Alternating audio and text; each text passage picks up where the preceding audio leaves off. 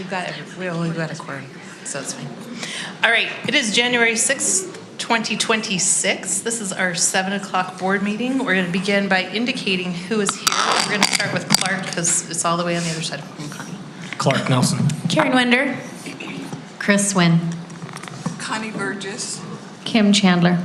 Julie Jackson. Todd Hubbard. Ben Worsley. Nicole McDermott.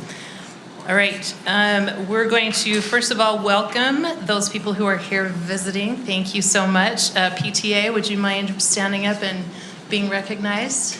Michelle Granger, Vice Chair. Amy Warren, Granger House President. Michelle Steblick, Granger High President. Thank you for being here. GA? Michelle Jones, President. Granted, office professionals, middle managers. It's a very light meeting today because the students are not back. GESPA, GEF, elected officials, GASA. We have an administrator here. Yay! And while she's up, we're going to have her come up here because she's going to lead us in our Pledge of Allegiance. All right, if everyone will please stand and join in the Pledge of Allegiance. I pledge allegiance to the flag of the United States of America and to the republic for which it stands, one nation, under God, indivisible, with liberty and justice for all. Thank you.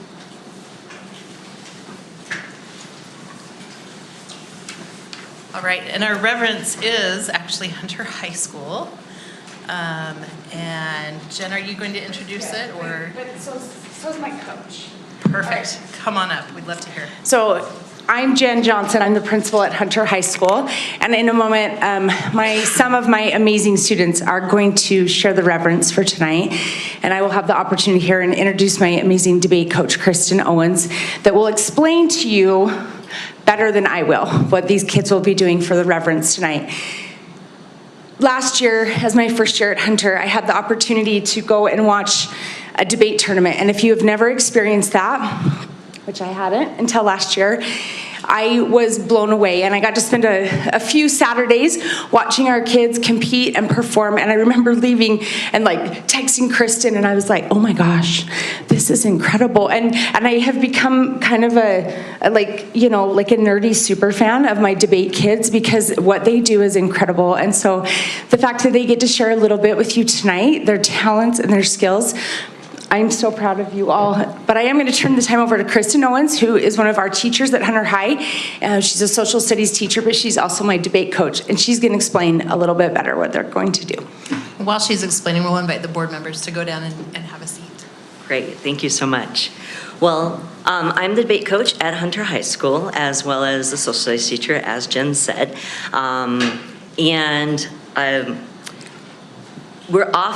Debate's often thought of as only one thing, just debate events, but we actually have over 12 different region events that students compete in addition to other kind of extra events they do throughout the year. Sorry, it's kind of weird to be positioned this way and then have everyone okay. So tonight, I have 3 students that will be presenting selections of their events. Since we have somewhat limited time, they've edited down their material so that instead of showing you just what one event looks like and what one student's capable of, we're kind of smooshing in 3 different students representing 3 different events and different grades at the same time. So if they'll come on down, including our team president, I'll introduce them before they do their performance, just so you have some context for what their event is. And I do have to brag a little bit on my team because for our success last year, we actually won the Leading Chapter Award, which only about 250 schools in the nation achieve every year. There are 2 debate districts in the state of Utah, and for our debate district, over 35 schools, we were the #1 school. So, and that's thanks to students like this. So first, I'm going to have Quinn Tran, who's a senior this year on our team, present his informative speech to you. Informative is usually a 7 to 10 minute speech. It can use visual aids, but it doesn't have to. And its general purpose is to inform or to teach you about something that you most likely don't already know about. So with that, I'll put Quinn on the floor. So. Alright. So just a little bit about myself. My name is Quinn Tran. Funnily enough, this is my first year at Hunter, but I loved the speech and debate team. So the event I do is called Informative. She explained it, and I'm just going to try to teach you guys something. Can I time myself? You can time yourself if you'd rather. Yeah. Yeah, just to make sure I follow this. Alright. Communication is key. This is something we've all heard at least once in our life. You've probably heard it when you were a child, or you've probably heard it from an adult, a teacher, or just any adult figure for that matter. But why do we hear it so much? Why do we hear this phrase over and over again? And when I was thinking of this question, I realized because it's true. But what does that mean? What is communication? If I were to ask you what communication was, or ask a random person on the street, the typical answer is how we talk to each other. While this definition isn't incorrect, I want to propose a different answer. And communication is simply giving information from one person to another. Take, for example, this very moment right now. I am communicating to each and every one of you guys. You guys aren't talking back and we're not having a conversation, but I'm communicating. This is because I'm giving my information through my visual and my vocal image. I'm taking my information and I'm giving it to you guys. So now that we know what communication is, how do we communicate? Once again, very simple answer on the surface, but it goes in a little deeper. Simply put, I am talking, yes. But this is what I like to call my vocal image. There are two main components in communication, that is visual and vocal. Vocal is my voice. It is how you are hearing me right now. Even if I look away from you guys can still hear me. Vocal is how you get the words out. And how you use your voice is very important in how that information is transmitted. If I were to talk like this, that would be the front row. You guys can really just put the back row. And this not only limits the amount of information I can give to everyone, this also lowers my confidence. When I seem less confident, I seem less credible. When I seem less credible, nobody wants to listen to me. There's a rule I learned while studying communication, and that's everybody wants to be heard, and everybody wants to be listened to. At the end of the day, this is why we communicate. This is why we talk to each other. We want to be heard as a person. But if you can't make yourself be heard, you're not going to be listened. So, how do you fix your volume? Because a lot of people, they find this as the most struggling part when it comes to the voice. Notice I'm not screaming at you. This is really unsettling and uncomfortable. Yes, you can hear me from all the way across the room, but it's weird. What's up with this? So how do you talk at the right volume? Be as loud as the room. I want to make sure that I can find a line where the back row is just enough to where the back people can hear me, but not too loud the front people are overwhelmed. I want to find a good middle ground where everybody can hear my voice, and it's in this echo chamber where all the information I'm saying can be relayed to you guys. Another small thing I'm doing with my voice is I'm taking pauses. Imagine if during this speech, I talk like this super fast, and I were to talk about really important points about how communication is all these things, visual image, vocal image, and how these things are so important when it comes to your voice every time you're pacing. You don't remember what I just said. That's because I didn't give you guys time to process what I said. And this is where I want to introduce the idea of pausing after a statement. When I pause after a statement, it gives you guys time to think about what I'm saying. When you can think about what I'm saying, you can actually use that information. You can store it. Notice how you're processing what I'm saying right now. Notice how you're processing it again. If I didn't give you that time to think about it, then that thought would have just left your mind. But what these pauses also do is they get rid of my ums and my ahs. These are my filler words. These filler words negatively impact my image. If I seem kind of nervous like this, and you see how you're already starting to notice a shift in my demeanor, you're starting to question my credibility. This is why your credibility is important. So you want to use pauses strategically in order to let your audience process, but you can use them in order to increase your credibility.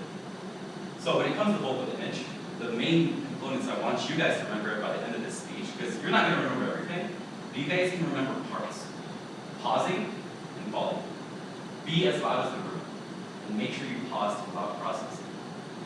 But if you guys remember what I talked about communication, there's also the visual part. If I look nervous, once again, my credibility goes down, and I'll get back to that later. But my visual image seems disconnected right now. Why? Because I'm not talking with my hands. I'm not making eye contact. I'm not connecting with my audience. I can still connect with my audience without my hands. But when I use my hands, it enhances the words that I'm saying. They're not just doing random motions either. So how do I use my hands? Use it to reflect your words. Talk with your hands. When I give my information to you, see how I'm taking the words, I'm giving it to you guys. This is just how you use your hands, but where should you place it?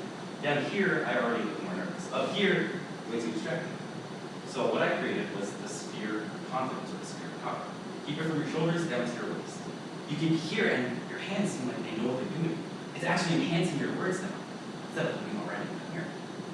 But what about eye contact? This is probably the most important part, but the hardest. We all know why it's important. It's because you can connect to your audience. Notice how when I look at you, I'm not talking to you. If I'm looking at the floor, I'm not connecting to my audience. But when I look at you, I'm talking with you. And this creates communication that is a very clear line, and it's more personal.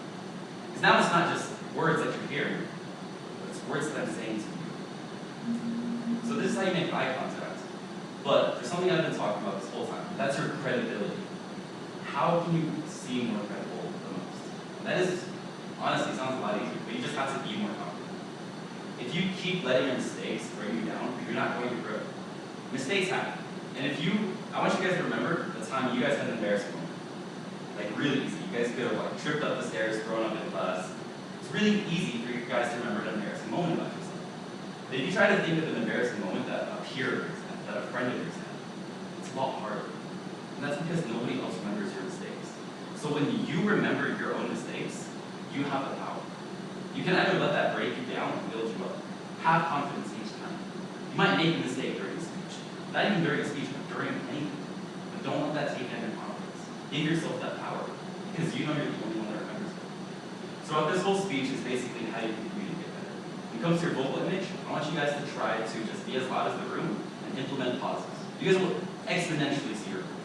When it comes to your visuals, try to talk with your hands and make more eye contact. Because you actually get to connect with your audience. That is the most important part. Because you are seen, you are heard. Thank you.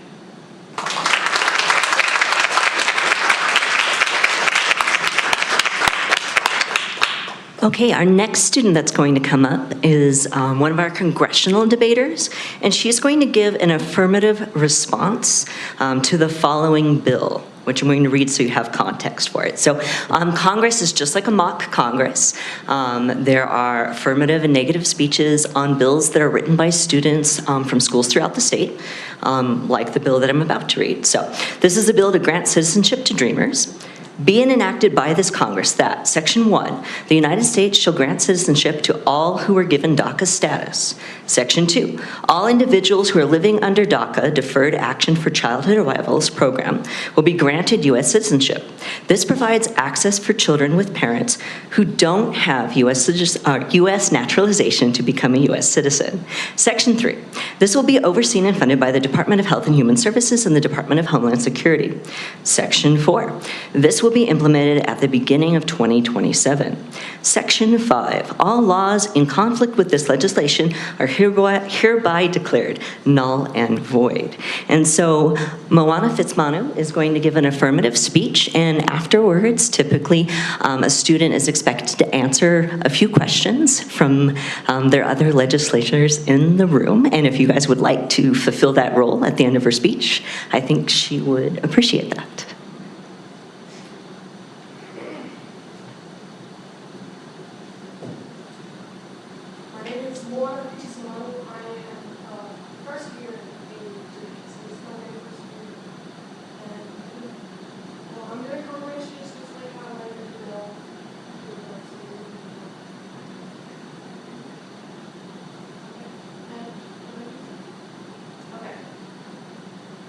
For three main reasons, I am in firm affirmation of the bill to grant citizenship to Dreamers. First of all, because most Dreamers are already trained in the workforce. They are already contributing to U.S. businesses.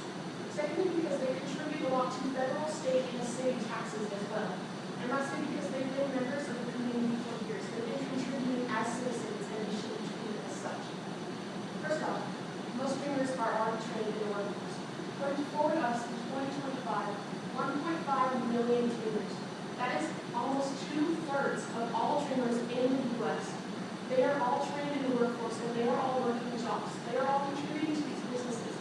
They are earning money, and they are giving back to the economy. They are helping the American people, and they have not done anything to warrant not being given that same treatment back. They contribute a lot to federal taxes. The American Congress says they contribute about $6 billion in federal taxes every year and $3 billion in state and local taxes every year as well. If they can be contributing to society as citizens, why shouldn't we contribute as such? And they've been members of the community for years already. So that $9 billion that I just mentioned in taxes, that's been going on for about 20 years. They've been adding that over and over every single year for 20 years. So Dreamers US in 2022, they confirmed that Dreamers entered the US as little kids. They were about 6 or 7 when they came.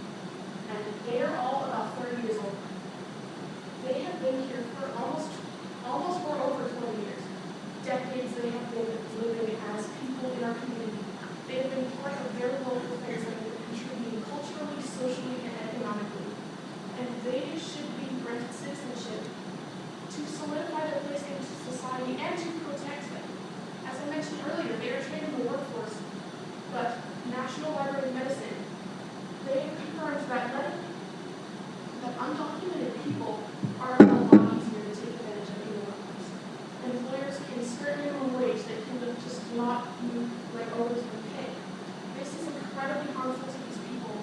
And while they are citizens, they are still working people in the U.S. and they were granted the right to stay here as Latin recipients. We should be protecting these workers. We shouldn't just be casting them aside because their parents decided they were going to bring their little kids to the U.S.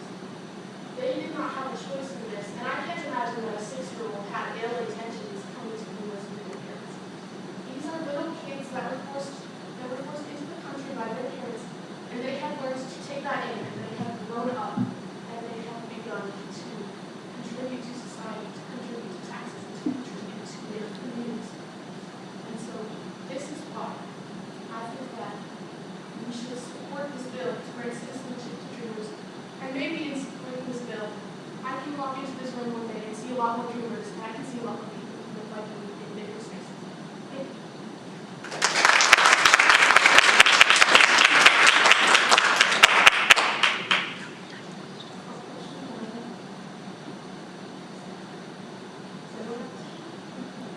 Come on, give her a little bit of a challenge.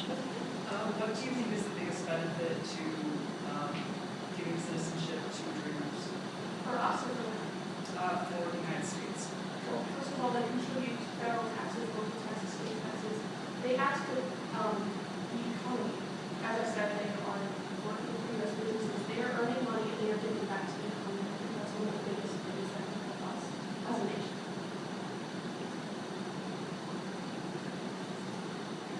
What would be your response to the biggest argument against them? So think of your opponent's side of this conversation. How would you respond?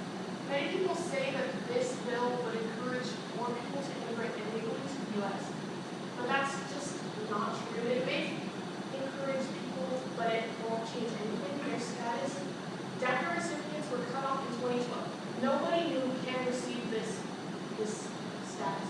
So nobody knew we'll become citizens if we pass this bill. It's just the people who were brought here as kids and have grown up for 20 years in this country. So nobody else should be encouraged to enter the country.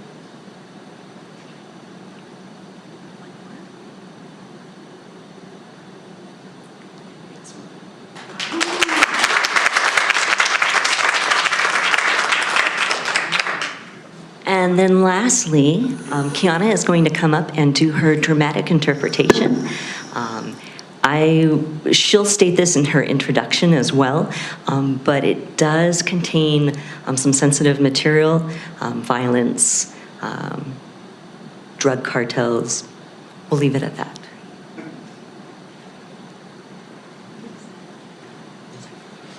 I didn't say DI is a 7 to 10 minute event.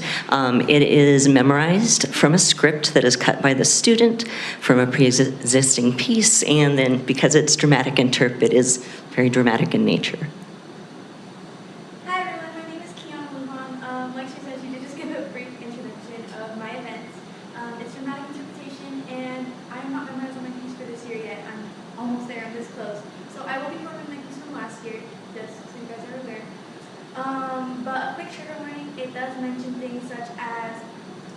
incineration, rape, violence, death, decapitation, and, like she said, drugs and like 7 hearts out. Okay, I'll begin my piece right now.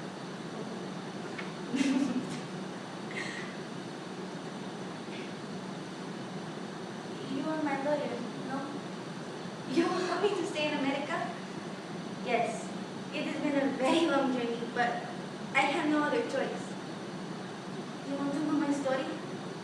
My cousin told me to tell you the word asylum. It is supposed to be a magic word. Asylum, you know? Okay. My name is Inés. I moved here from San Pedro Sula in Honduras. It is a very bad place. Do you know it? I cannot stay there any longer or I will die. The Maras will get me. This piece is about a young girl named Inés trying to convince her lawyer to help her stay in America because the place where she was born is unsafe, and her staying there could result in her being either raped or killed. I chose this piece because I have many family members who have tried to immigrate to America from Mexico, and while some of them were given that opportunity, others were sadly not given that chance at a better life. This is Remember One Word by Tammy Peters. We did not always have to worry about the Maras. We had a small home. It was nice. We even had a real floor, not dirt, like our neighbors. My mama was beautiful, and she would hang pieces of cloth on the walls to make our rooms pretty.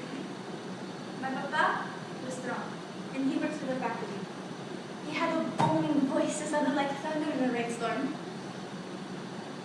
There were 2 of us kids, me and my older brother, Tomas. I even had a little dog who was all mine. We were happy. Until I turned 10. Papa would talk about how bad President Sosa was for our country and how corrupt our government had become. He wanted to do something, maybe form a protest or start a strike. My mama begged him not to do anything. The next day, Antonio, one of our neighbors who worked with Papa, ran into our home gasping, "He's dead! Your husband was yelling about corruption and the Chapote shot him." Oh, Papa. After that, I left Mama all alone with the 2 of us, so she would have to find work. There were not many options, so she went to the maquila to make panties. When she worked, we ate pretty good, but there was not always much food, so me and Tomas would go hunting. Sometimes we would go to the church. Americanos, pero de los padres no frijoles. That's when I learned about how kind Americanos are. Other times, we would go to the bakery and ask for a piece of bread or something to make us full. But there were times when we could not find any food, so we would have to make up games to keep our minds off of our hunger. My favorite game was Explorers. Me and Tomas would look for treasure and made the garage, and he would usually come to make beautiful pieces of jewelry for me and Mama. And Mama loved it too. She would always go bragging to all the neighbors saying how her son was going to be a famous artist and put him in the gallery someday. That's how Tomas cut his hand. He was rummaging through an old garbage can and hid it on the cut to lid. Because it's right there. It's from the perfect semicircle. Tomas called it his smile. His hand was always smiling every time in the world. That's how he was. Tomas wanted to do something to help provide for me and Mama, but there were not many options. After all, he was only 13 at the time. Unless he joined the Maras, the gangs, but Tomas would never join them. He hated them and everything that they did. They would move drugs to our cities, and they would take women out of their homes in the middle of the night and rape them in the streets. But still, they sent the couriers trying to recruit him. One day, Tomas even got so irritated with them that he spit in the face of the boy delivering the message. That was a huge mistake. That night, after the sun set, Tomas did not come home, but he always came home. When the sun went down, we would hear the gunshots. We would hear the screams. Sometimes in the morning, we would find bullet marks on the side of our little home. He always came home. That night, Mama and I stayed up for hours waiting for him, hoping he would come in the door.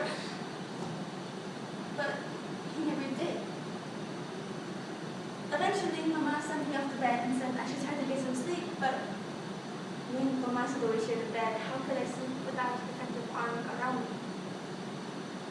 Eventually, I saw the sun start to come up, and I ran out of my room to see if Tomas was there, but he wasn't.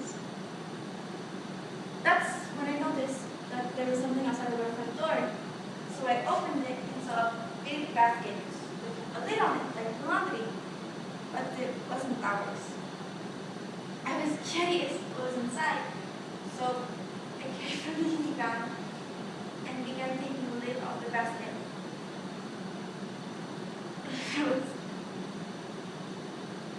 I finished taking the lid off, and I saw cut up body parts all between in the basket.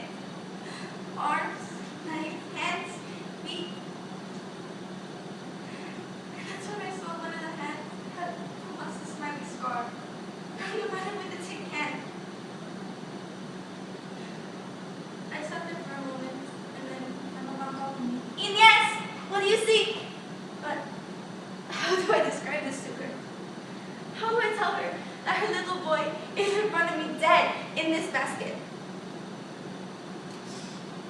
Alas, I didn't have to. Mama pushed past me, and when she saw, she screamed in horror, Dios mío! Tomás, my baby! What did they do to you? Mama fell to the floor crying, and all I could do was sit there and hold her and cry with her. Then I heard something, like laughter.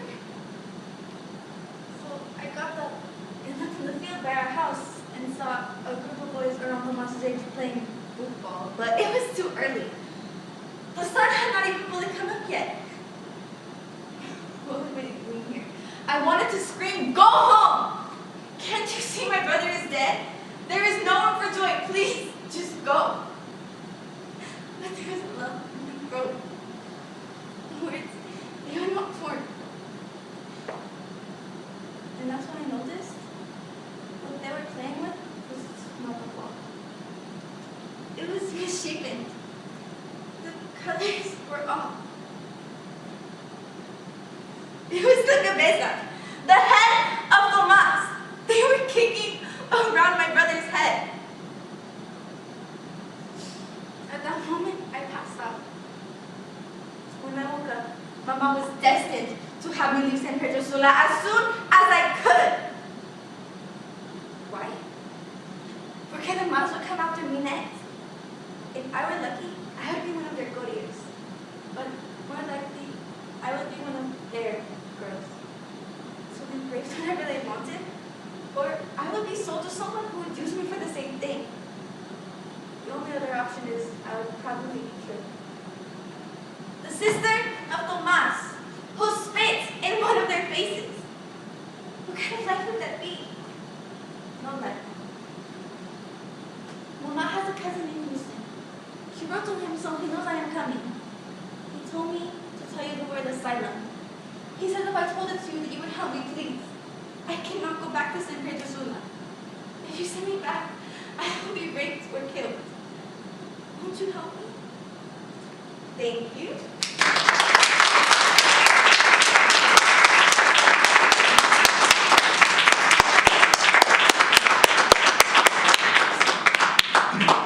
And I'd just like to put a quick plug in. We have a very long season.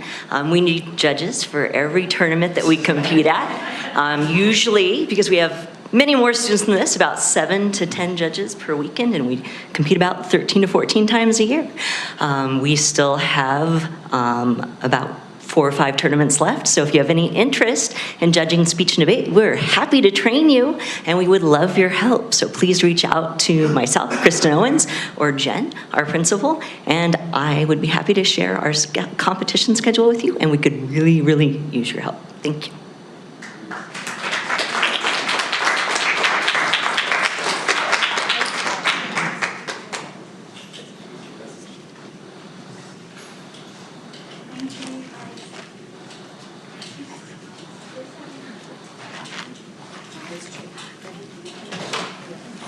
Don just has to owe you because I only brought him for the first one.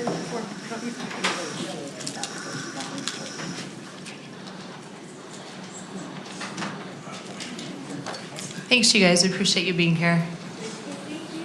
And good luck for the rest of your season. Thank you so much. Thank you. Thank you. All right, we're going to go ahead and move on to our Good News Minute. Clark, we're going to start with you. Is that okay? We've been closed, so I'm going to defer my time to others. I guess I'll say this.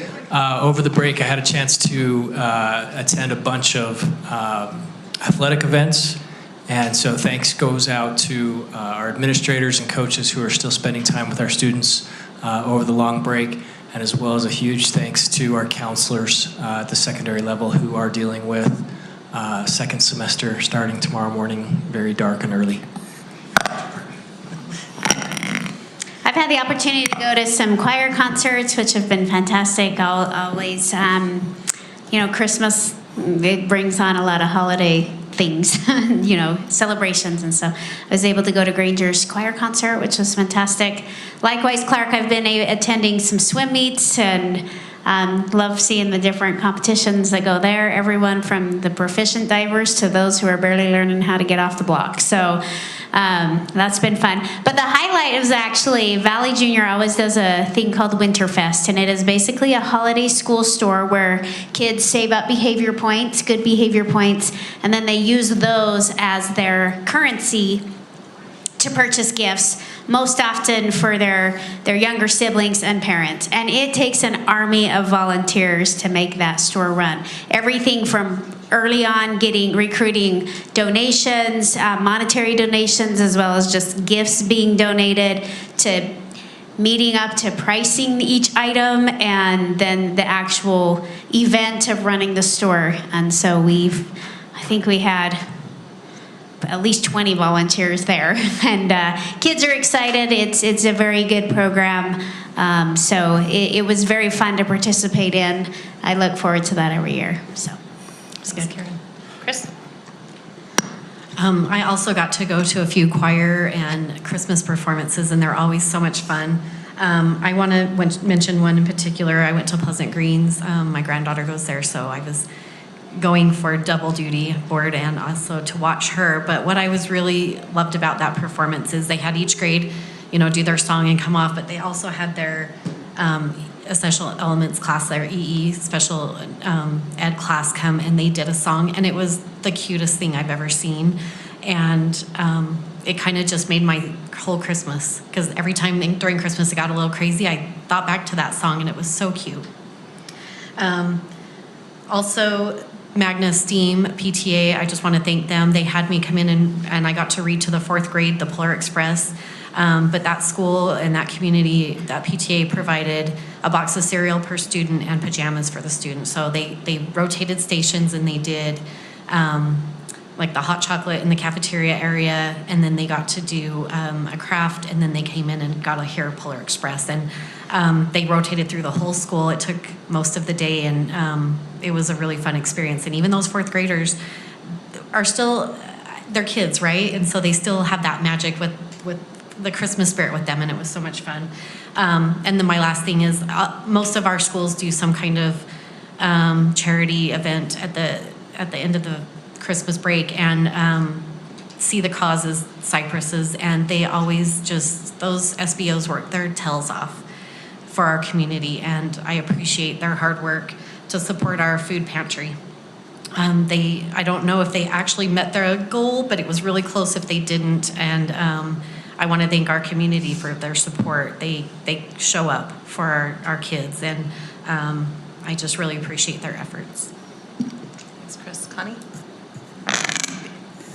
Ditto to everything that's been said. Also, thanks to the teachers who expressed thanks that they didn't go back, the kids didn't go back to school Monday nor today, and the teachers had time to prepare, and that they could enjoy the Christmas break because they didn't have to worry about preparing until Monday. So I appreciate that very much, and it's been fun to go to many of the athletic events while the kids were on break, but moratoriums, I don't know how they were, if they had moratoriums to practice, to not practice because they stayed pretty busy. That's all. Thanks, Connie. Kim? Thanks for mentioning the break, Connie. I was going to refer to the same thing. Just wanted to say how much I appreciated the longer Christmas break we just had, allowing a much increased focus on family time, holiday gatherings, things that are super important to our kids, especially at this time of year. So thank you to those responsible for that calendar decision. Oh, wait, was that us?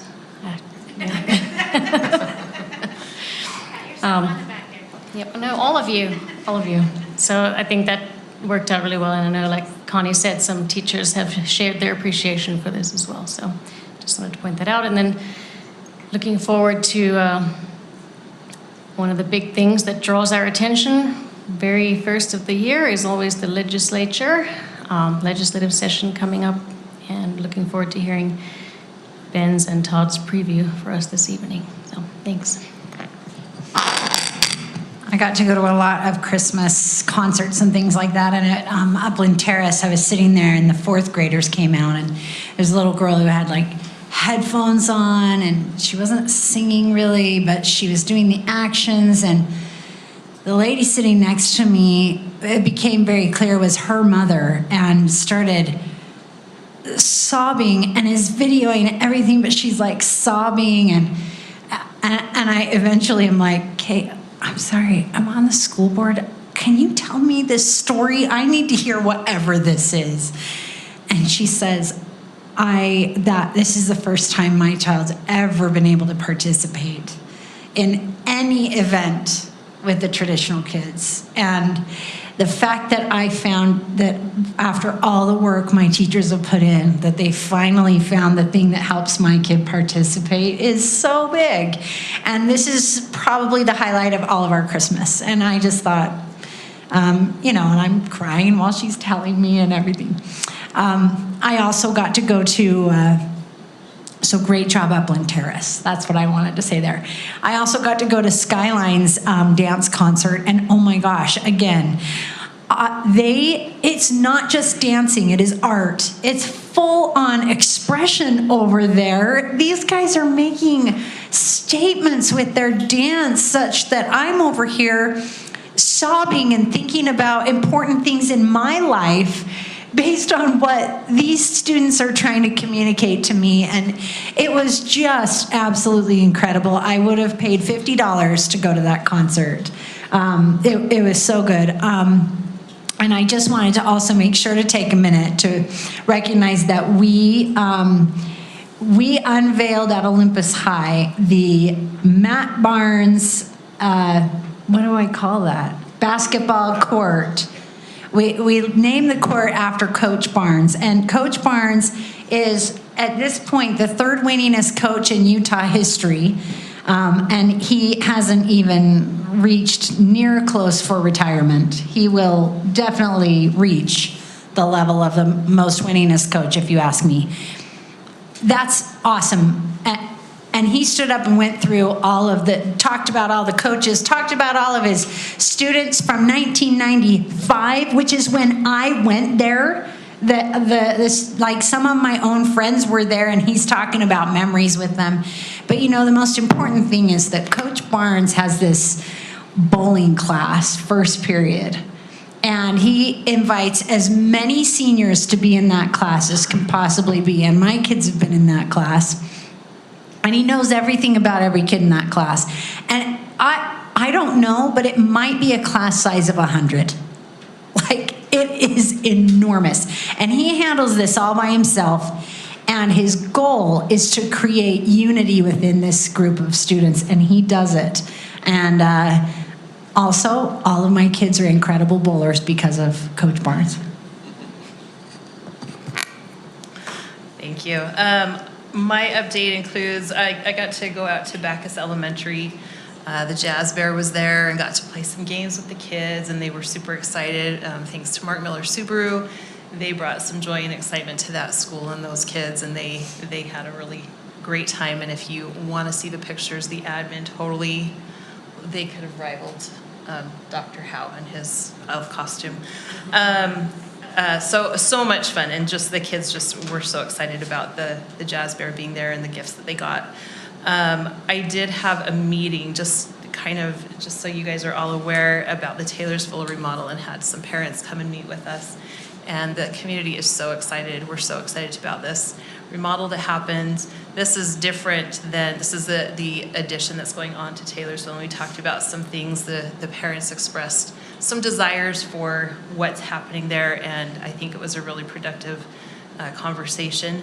And then also kind of along that same vein, the Taylorsville Auditorium is under construction right now, and we can't be more thrilled, which sounds really weird, but it is. They tore out the seats. I got an updated picture from the seats being torn out. The floor has been painted, and the holes filled, and they're gonna get ready to put the new seats in there. So we're super excited about that. The highlight, I will say though, was I was here at the district office, I believe it was on Tuesday the 23rd, is that correct? Anyway, I was here and I was on my way out, and I said to Heidi, why are you guys still here? And she said, well, Ben's gonna get on at 3 o'clock and dismiss everybody, and it was 2:45, and I said, well, can I do it? And so I said, I'm Ben's boss, so I could really do it, right? So that's what I said. So I got on, and I got to dismiss everybody about 45 minutes early. Everybody except for Justin Nagley, he was not allowed to go. But it was actually kind of fun. But I just want to acknowledge and recognize that we did still have employees that were working hard even that week right before Christmas all the way up until the 23rd, and appreciate that we do have hardworking employees and hardworking people that work for us, and that have a dedication to our kids, and I appreciate all that they do. So that is mine, and we're gonna go ahead and move on. I don't see any elected officials here, and we don't have anyone signed up for public comment. I just want to double check. So we're gonna go ahead and move on to our consent items.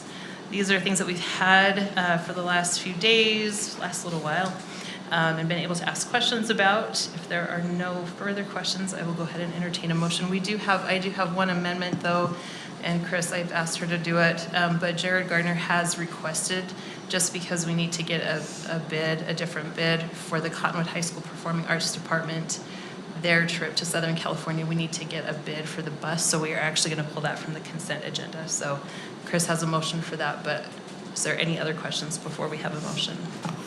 I have a request, but we can do it after the motion. Okay. Okay. I move we accept the consent agenda with the exception of the charter bus services for Cottonwood High Performing Arts Travel. I'll second that. We have a motion and a second for the. I would like to just request, in the minutes of our last board meeting when we were talking about the Cottonwood High update and the possible 5 periods coming to Granger High, I was very adamant that I was shocked that the Granger High School's name was being thrown out without prior acknowledgement to or communication in any kind to the Granger network or community or students, faculty, families, everybody. And that was not captured in the minutes. And so I would like to just, if people are okay, and if not, I can vote no on the consent, that's fine. But I would like to just have a sentence simply saying Karen acknowledged that, Karen questioned why Granger's name is being thrown around here without prior consent with the community or network. So Stacy, if everyone's okay with that amendment, I would love to capture. Just so you're, that. I believe you can take that just through me, and I can. Well, I apologize. That's on me. Okay. Not doing it earlier, but since we're here in the voting Just so minute, you know, I would, yeah. in the future. Yeah, I just dropped the ball on that. But I still, even though I dropped the ball, I would like that captured in the minutes. Do we need to amend our minutes? Okay, so we can accept an amendment to the motion to accept the consent agenda with the exception of the charter bus services for Cottonwood High School Performing Arts, with the amendment of including Karen's statement. Do I need to second that? Well, I will. Second. Okay. Okay. So we've had a motion and a second. Is there any further discussion? All right. Just a real quick heads up that I had a concern about a land trust software purchase, so I am voting no today. Okay, thank you, Kim. All right, any further discussion then? All in favor, please say aye. Aye. And any opposed? Nay.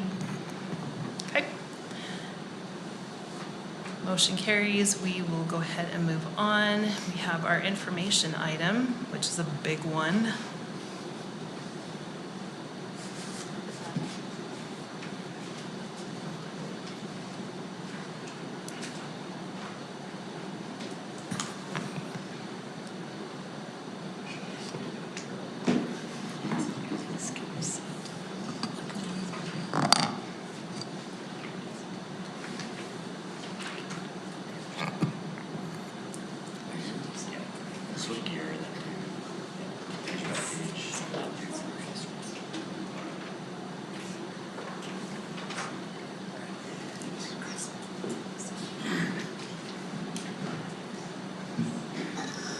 Thank you, board members. It's exciting time of year, and I want to give a huge shout out to all of our loyal fans who have shown up tonight.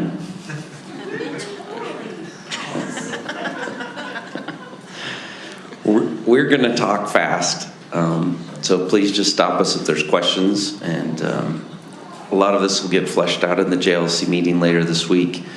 For those of you who will be there participating in that as well. So we'll quickly go through the legislative calendar. Todd's going to spend some time talking about revenue, and then I'll speak to some of the interim bills. And at that point in time, if there's specific bills that you have questions about, we're happy to address what we know and understand about those particular pieces of legislation.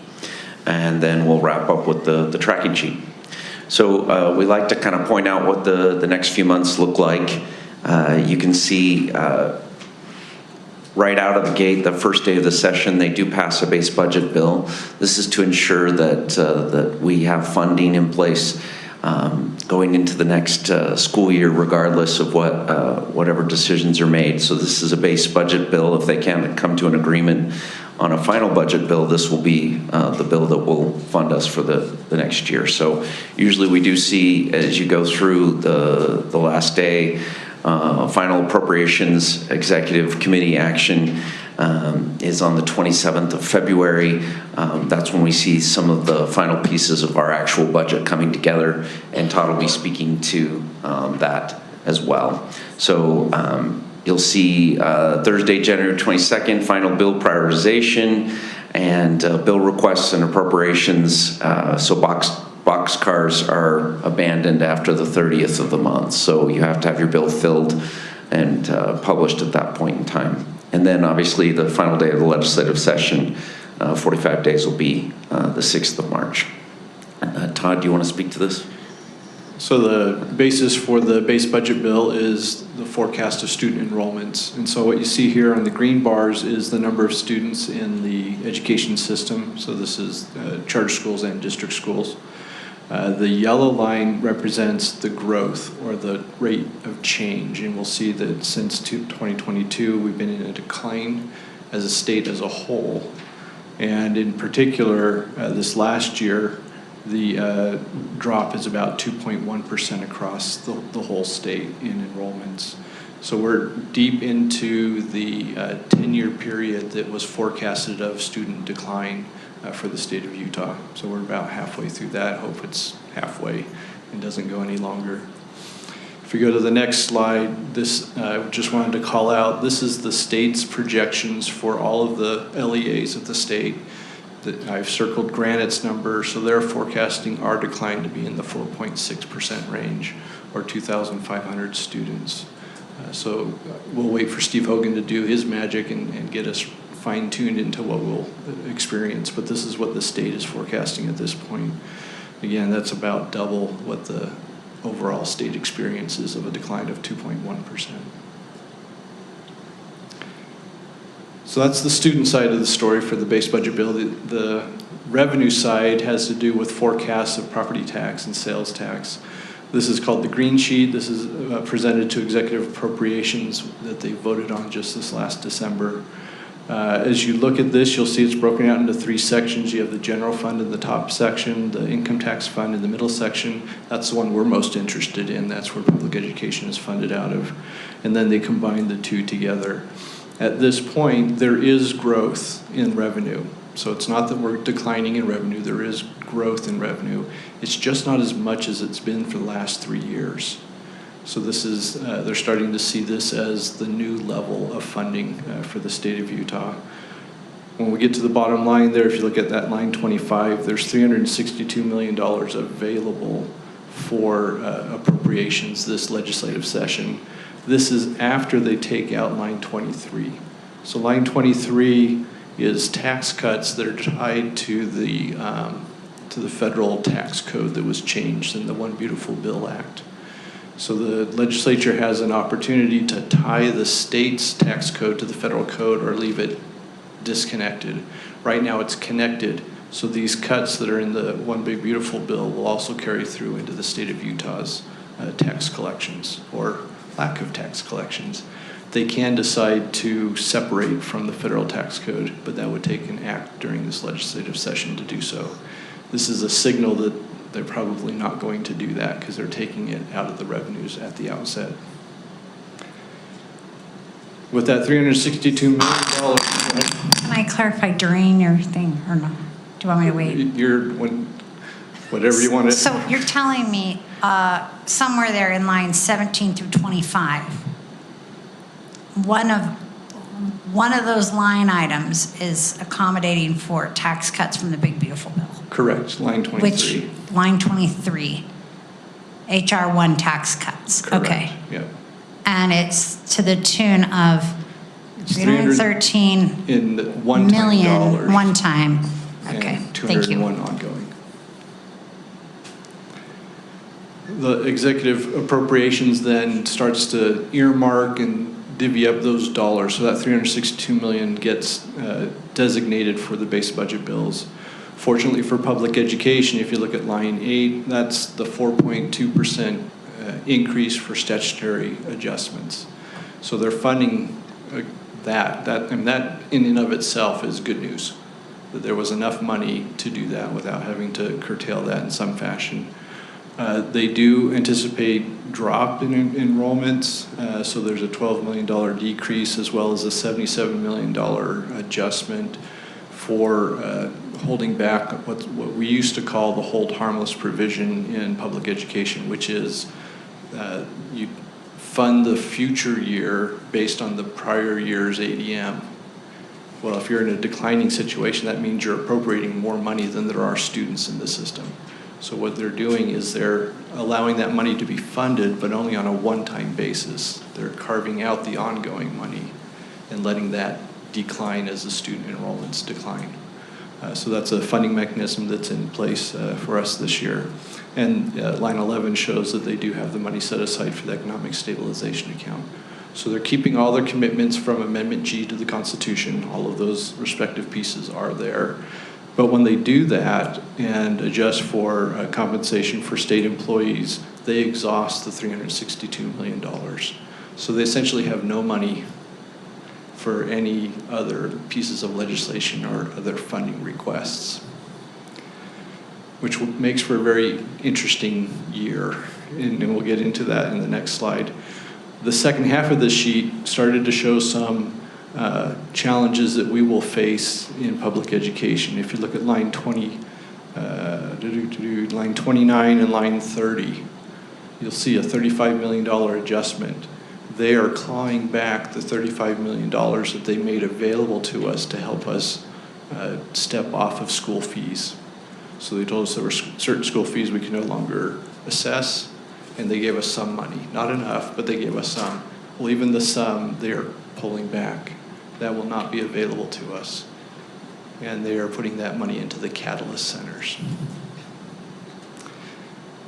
They're doing that for this fiscal year as well as fiscal year 27. So the $1.5 million that we were anticipating receiving, they will claw back by the end of the school year. What is a Catalyst Center? Think of a GTI. Is it, so it's like tech-based? So can we not capture any of that because they're not a Catalyst Center? Can we recapture it because we already have the GTI? We're applying for grant monies through that program. Okay. But we wouldn't recapture it in the sense that we would offset fees. That would just be one bucket for another bucket.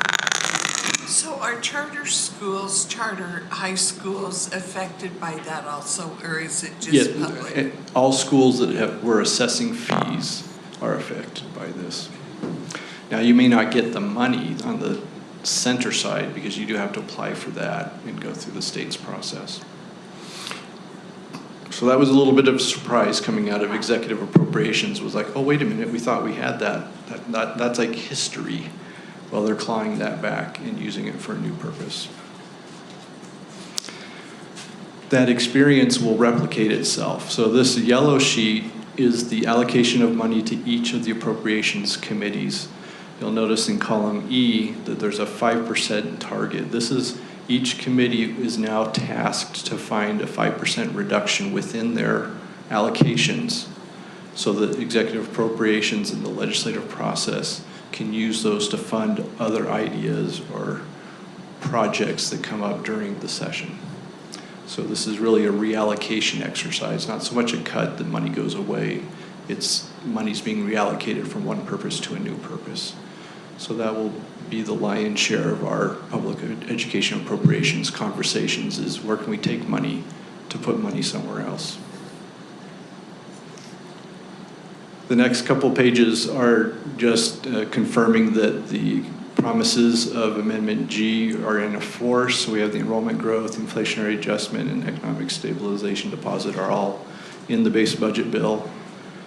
There's often questions about the economic stabilization account. Where are those monies going? The amount of money available this year is about $480 million.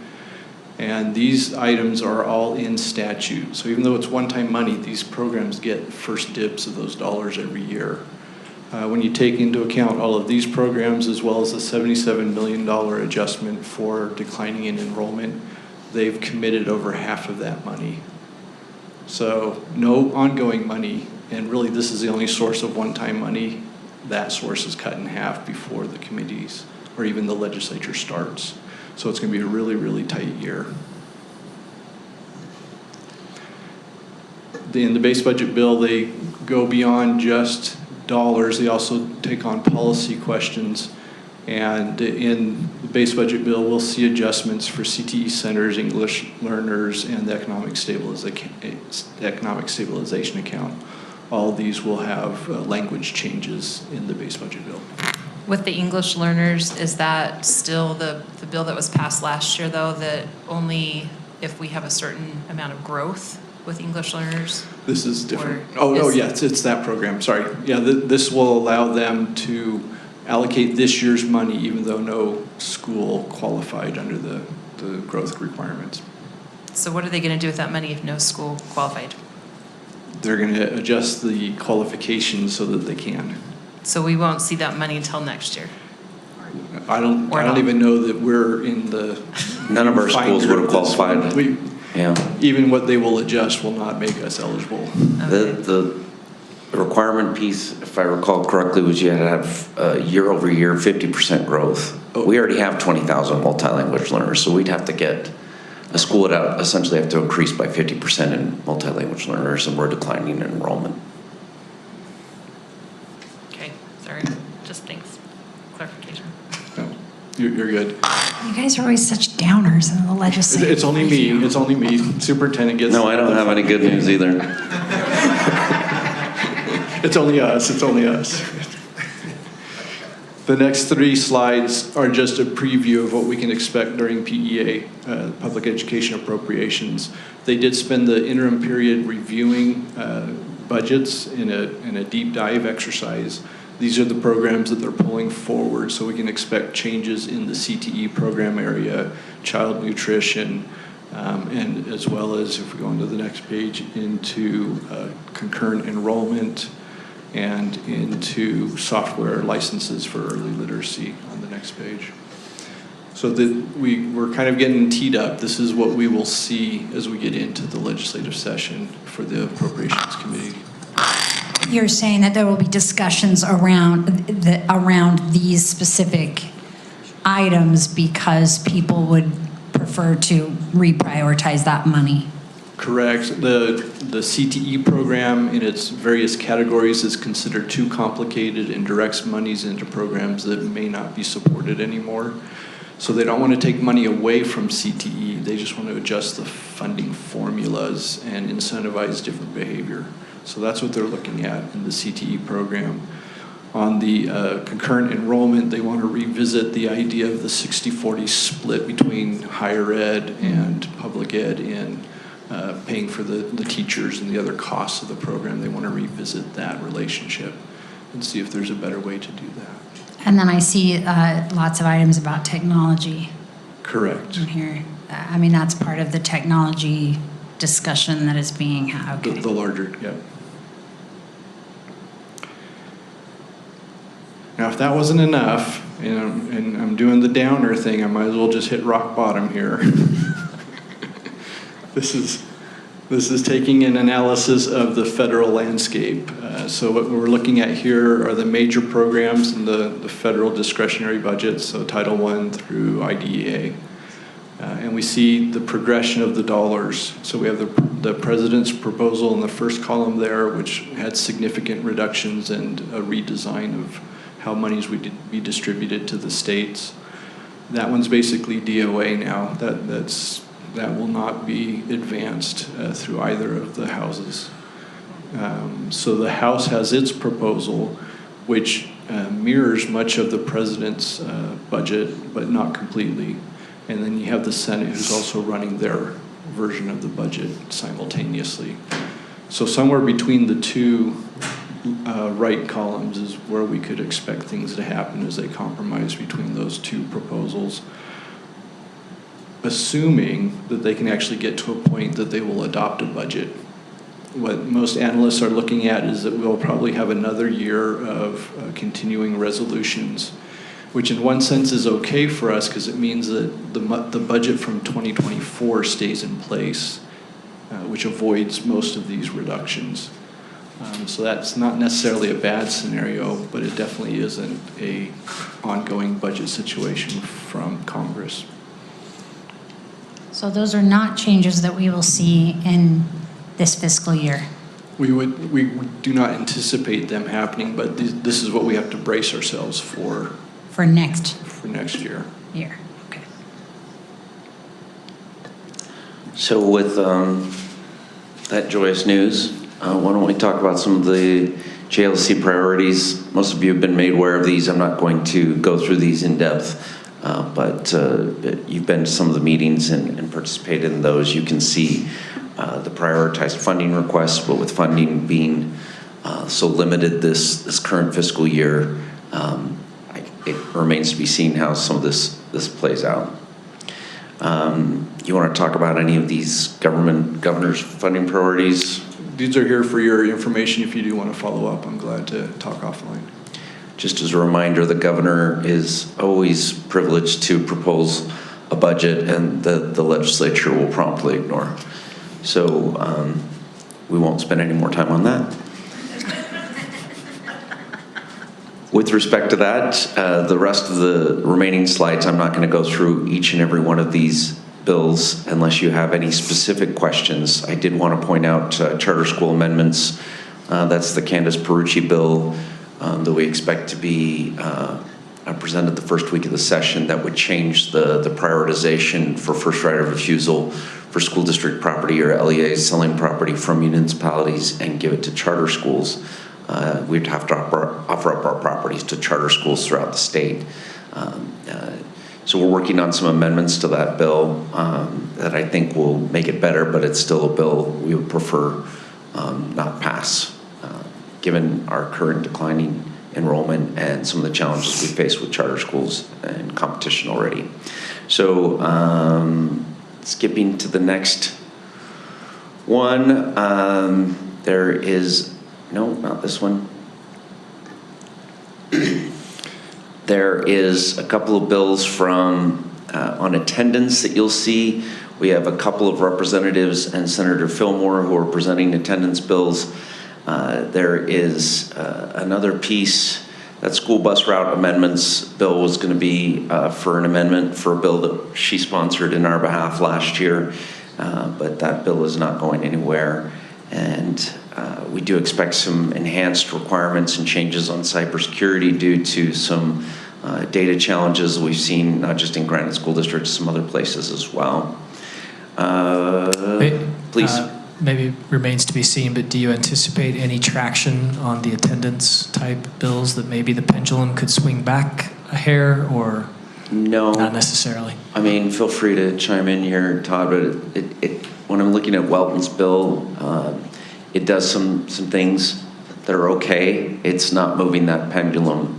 And frankly, Fillmore's bill is codifying what we already have in practice in terms of parental notification.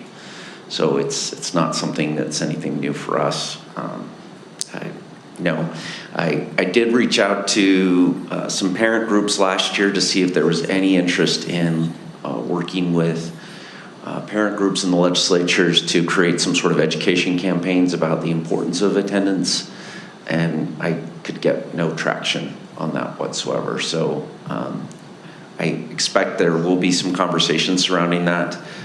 But again, nothing that would move that pendulum. Thanks, I think.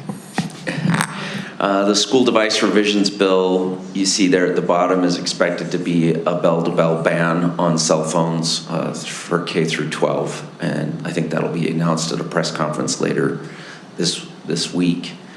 So was it today? Okay, so I saw the press release. I didn't remember which day it was. So I expect that bill will have a lot of traction, and we'll have to come back and look at our policies with respect to that.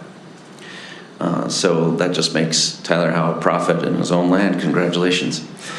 So the rest of these... or he's the guy who started all this. Yeah, it's his fault. The substitute teaching requirement bill finally got published, was this right before the break. This would require no teaching license for long-term subs. So we obviously don't require a teaching license for regular substitutes, but for some of these long-term subs, we generally hire teachers with. This would remove that requirement. I'm not familiar with some of these. This school district data access is potentially a bill for us from Senator Bluen to help us gain access to just total enrollment numbers for charter schools in our areas so that we can appropriately plan. We don't want names or contact information. We just want to know how many kids are going to that school so that we can appropriately plan for the future. So we'll see if that bill is necessary or not. There's a couple of other ones that have now been made published. We've already discussed here. Charter school facilities, we've had conversations around Representative Oxier's elementary recess and lunch bill. We've actually provided some data on that. This Senator McKay property tax rate ceiling is a 5% cap on a year-to-year tax increase. So for this instance, our proposed tax increase that was ultimately denied was what, 9%? That would be capped at 5%. And there's this Utah Taxpayers Bill of Rights bill that will speak to some other notification pieces. Oops, I accidentally touched that. Okay, we've already gone over attendance. Policy project is working on some other pieces as well. And I'm not sure what Representative Miller's School Community Council Amendments bill, I've not had a chance to talk to her about that bill quite yet. So I did. She said that it's, she wants to expand the requirements of what you can use your money for. Oh. I don't know exactly what those things It's always are. nice when they publish that story right about this time of year saying schools just got 134 million. Well, it's the same amount that we got last year plus a little bit more. And so then people seem to think that we are flush with cash when there is this restrictions on what we can use it for. So that would be some additional. I think she also wants to change the representation that maybe of the the parent to staff ratio or But something. it can be right? different, because Yeah. there's some schools that struggle to get enough parents. Yes. I think Herd Bill is It's about addressing that, yeah. Yeah, I had heard that piece and potentially allowing grandparents and some other folks to participate as well. This school design amendments was spoken to us at the last JLC. This basically allows Department of Construction and Facilities Management, DCFM, I was going to say the wrong acronym, to create some standardized school plans that schools could get access to, or districts, LEAs could get access to kind of cheapen their costs. It allows Obviously, we it? need different types of schools here along the Wasatch Front than they do in Washington County and Park City and so on and so forth. So there could be some benefit here, but I don't expect that will be a benefit to Granite. I say, it's an option, not a requirement? Correct, that was how it was laid out. It's an option, but we have to go through the effort of reviewing it and determining that it wouldn't work. So it's not just, it's Do you have to, available. like- You actually have to look at it and figure it out. Representative Oxier, elementary recess lunch, we talked about that in JLC. She's still bringing that forward? Still forward, I had some conversations with her literally right after that meeting and offered some additional data, and I've She not said heard it's back your from her fault. since. Yeah, no, okay. I'm just kidding. Remember I texted you and I'm like, why? Yes, Why yes. I do recall. Okay. So here's some additional pieces. Representative Stratton, he's a senator now, isn't he? I'm saying that wrong. If you want to pass a bill with respect to water rights or anything water related, there is like a group that has to vet your legislation with the state water engineer on it. If your bill's going to go anywhere, you can get it filed, sure, but it will not go anywhere without this group kind of weighing in on that. And so his idea is that there would be some sort of education legislative advisory committee group that would vet legislation. So in order for legislation, a bill to be filed, you have to kind of go through this group to make sure it aligns with state vision for public education. We've already talked about this bill, and this bill, and this bill, and this bill, and this bill. We're doing so good. This is increasing notification requirements with respect to eligible students for special education services. We've already discussed that bill. Do you want to speak to this very briefly? So bill language doesn't exist at this point in time. These are principles under which Representative Oxier would like to put forward legislation. And she's calling it the Taxpayers' Bill of Rights. I pulled out this one particular slide from her presentation just so we get a flavor of what it is that the new tax environment would look like under this Bill of Rights. So there would be a constitutional limit on revenue and spending that would be tied to something like inflation. So you couldn't grow your revenue more than inflation or your student growth or your population growth. So there is some limit on that aspect. Does she offer to also tie in any unfunded mandates to that? No, Oh. because they don't exist. Is this a Bill of Rights for what? The All state of taxes, Utah. property This taxes, is specifically property tax Property and tax? income tax. and the income? Okay, yeah, okay. Refund of surplus revenues in the case where we build our rates on estimates of what property valuations will be, and then they actually happen, and then people actually pay their taxes. If we collect more, the Bill of Rights would say that extra piece, the windfall, if you want to call it that, would go right back to the taxpayer. It would not accrue to the taxing entity as it does today. And it would also require voter approval in terms of property tax. So we could not just, as a board, adopt a new tax rate. It would actually have to go through some type of voter approval process. So those are the main pieces that would exist within this.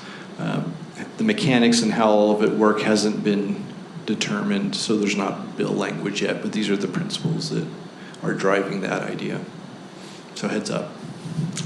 I do want to point out that the benefit of McKay's bill is it did include some sort of ongoing increases built in, if I recall, Ty. Am I wrong on that? No. No good news, sorry. I apologize.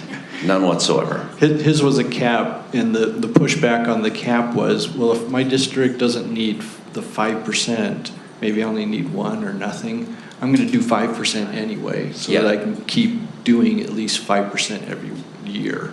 And so that was most of the pushback to having a cap in place, is it actually would incentivize more tax activity as opposed to limiting it to 5% in a given year. Right. Our legislative tracker will be on the homepage. Yes. So back on the bad news tax thing that was just up there. Wait, which one? That one. I'm just sitting here thinking, my mind's fast forwarding to August, right? And so what is the impact of this when it comes to our truth and taxation in August? So this would actually replace the concept of truth and taxation as it exists in tax code. This would be So if this would be your passes- new truth and taxation, so to say. It would be the vote. So it would just It would be putting it subject up to a for the vote. with limits. So truth and taxation, as we've known it, is Does not no exist. more under this. Under this. And this would take place if this passes, this would be how we're operating this year. I would assume it would be a future year implementation. You wouldn't be able to do it retroactive back to January 1, 2026, because that's how the current truth and taxation starts. Okay, so this would be, sorry, I'm trying to wrap my mind around this. So August 27 would be the first kind of direct hit, I guess. Our 2027 budget would probably be the first that would be impacted. That would be by this. impacted, But would okay. we I'm have just to- trying to figure that out in my head. Well, and I'm trying to figure out how we would budget, because if it's voter approved, would that be the November? And then, so would we have to kind of do a tentative budget and operate? So there are some details that Yeah. that still need to, so these are the principles, but this isn't the practice. We got to figure out what that would actually look like to make this work. Introducing a voter element does complicate what year does that revenue become available. Because like, are you holding a special election? Do you have to wait for a general election? That's what I was trying to wrap my mind around. I'm like, when are we going to feel the Correct. kind of the effects of this? Because you're right, Chris. It's hard to build a tentative budget Well, and then when our around budget something has that to be voters typically, there's a lot of people who would never support the tax hike, and then obviously we're trying to build a budget on these additional tax funds, but then it gets voted down, and now we're in a situation where We're amending constantly. Yeah. we're Now amending, there- or we're having to cut programs and cut people. Yeah. That's really what it comes down to. Just to muddy the waters, there are independent pieces of legislation that accomplish some of these things. So there is an effort to put a referendum bill together that would govern our taxing process. There is amendments, there's a bill with amendments to the truth and taxation process that would actually have us adopt a base budget bill with a secondary budget tied to the truth and taxation hearing. So the timeline is still July 1, you go on your base budget bill, but you don't have your truth and taxation hearing until August. You could actually vote down a tax increase in August and not disrupt your operating budget because you had a base budget bill on July 1. So there, different pieces of this are being advanced independently. So are they looking at, because to me, that also means that we would, to me, it feels like we would have to approve a budget a year in advance because of when our deadline is to approve our budget and then to go through truth and taxation. It wouldn't happen, would it happen in enough time to get it on a November ballot? Under a voter or Yeah. under a taxpayer's bill of rights? Yeah. That would make sense that we'd have to be planning way out in advance. So there'd have to be some transition period to get to that cycle. I mean, again, the details haven't been worked out. These are the principles that they're wanting to bring into play. I mean, they're asking us to be essentially actuaries to try to determine a year and a half away what our budget is going to be like what our The enrollment will revenues be, we'll what need, yeah. everything else will be that we need. Do they realize this? No, don't answer that. It's okay.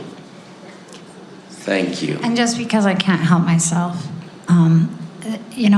It's really interesting to look at it and say, okay, you're going to have voters who look at our budget and can't understand it, because it takes it took us a lot of education to understand the budget and still only understand a percentage of it, right? So we're going to have these people vote on it rather than asking these people to vote on someone who will go do the research and figure it out and vote on their behalf, right? I mean, one of the things that we need to point out is that there is representation in this budget and in this tax increase when we do it, and that's the whole point of a representative government, right? That's what we're doing here. We aren't like executives making decisions for ourselves, and I think that's what this implies.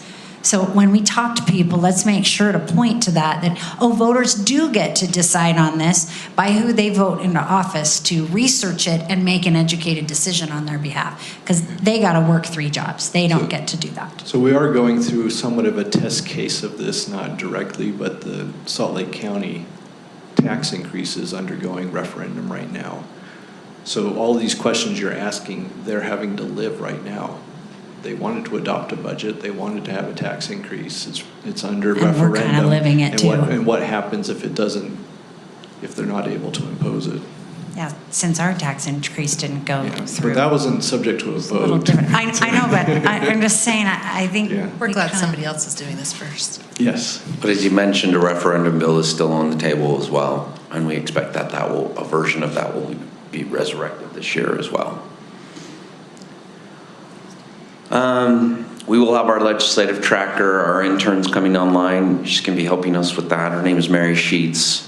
She's a Utah State University student, so she'll be with us up on the Hill a lot and maintaining our tracker and being in many of our JLC meetings.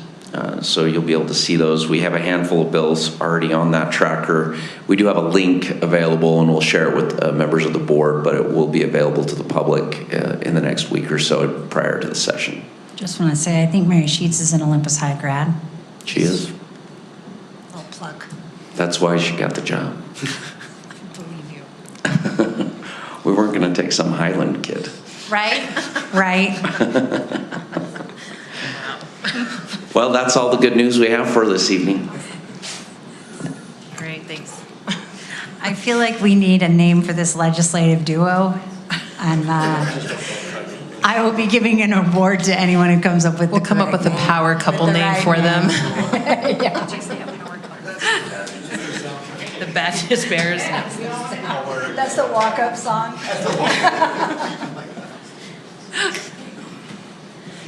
All right. Thanks.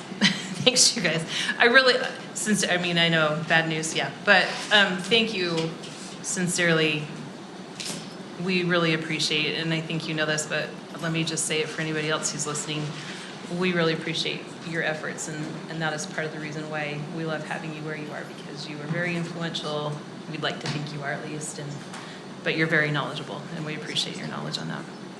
I want to point out, though, that it's not all bad news. There are people paying attention to attendance. There are people who are looking at maybe giving us more money for paraeducators. There's a literacy push. There's a lot of look at electronics and technology. I mean, there's a lot of good and also good effort going on as well. So, we got a few things that are just really, really hurtful, but we got some good things too, I think. We told Doug he had to be done by 8:30, so just putting that on everybody's radar. 30 seconds. You have 5 minutes. That is less than a minute per. Just so you know, I've been ready, willing, and able.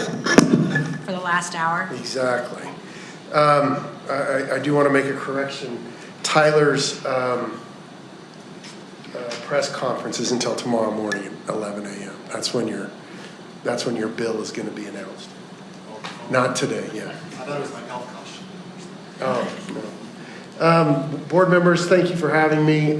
We do have 6 policies, 3 first readings and 3 second readings to talk about tonight. The first policy that we'll discuss on our first reading is Article 7C2, School Grounds Access and Safety. I will say that this policy has been in the works and been discussed for many, many moons, and finally came to an agreement on several of the critical issues in this policy. You can see at the back few pages of that policy are the policies that were consolidated into the policy that's currently being put forward. A couple of areas of emphasis. One is Section C, where we list out the priorities of use of school grounds, our school properties, and that might be of interest to you. Also of interest is probably prohibited uses under Section G, where we try to describe the kinds of activities that will not be allowed on school property, and then Section H, where we discuss animals on school property.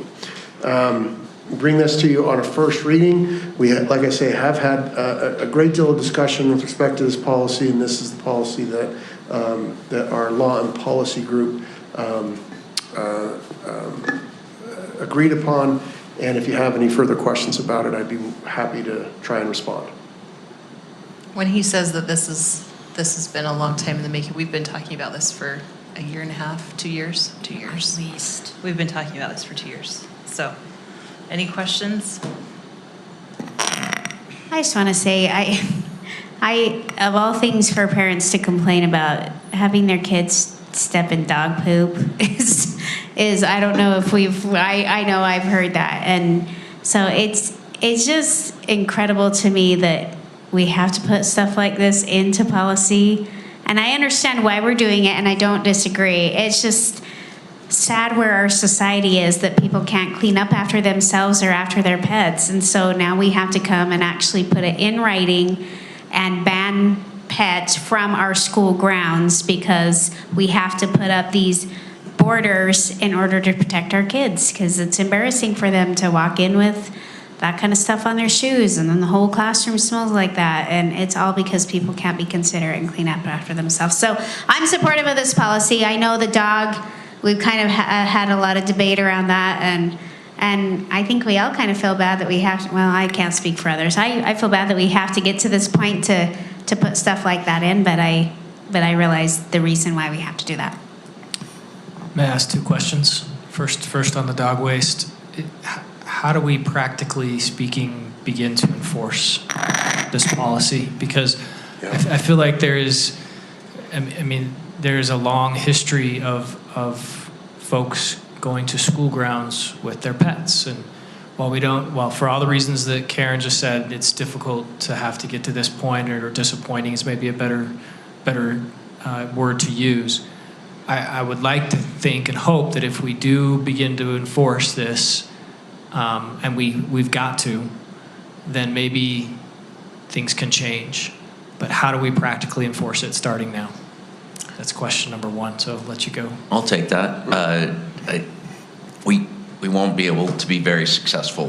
What this allows us to do is give a tool to our allied police agencies when they do see somebody on school property with a dog, that they're not just waiting to see if they let their dog off the leash to cite them, or they're not waiting for us to call them to say somebody's on school property with an animal that's unleashed or isn't cleaning up after them, and then by the time they're able to respond.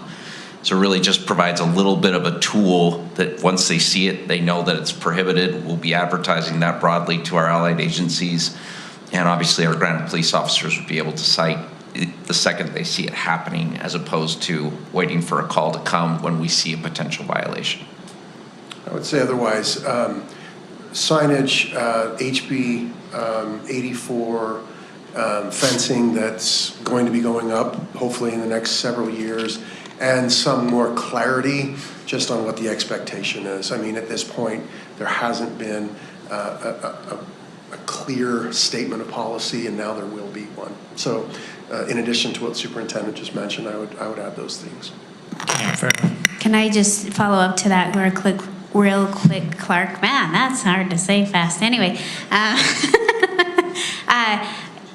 Doug and Ben, am I not wrong in assuming too, we want to give our administration the same power to fall behind the policy that if they do see dogs during the day, a drop off, a pickup, that it actually gives them the ability to do the same thing as the law enforcement. So that's kind of, when I was reading this policy, I kind of thought, oh good, we can empower our own administrators to say, hey, actually, it's a new policy, you can't have your dog on property anymore.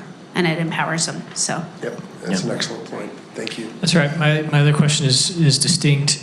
Up above in section C, we talk about the priorities.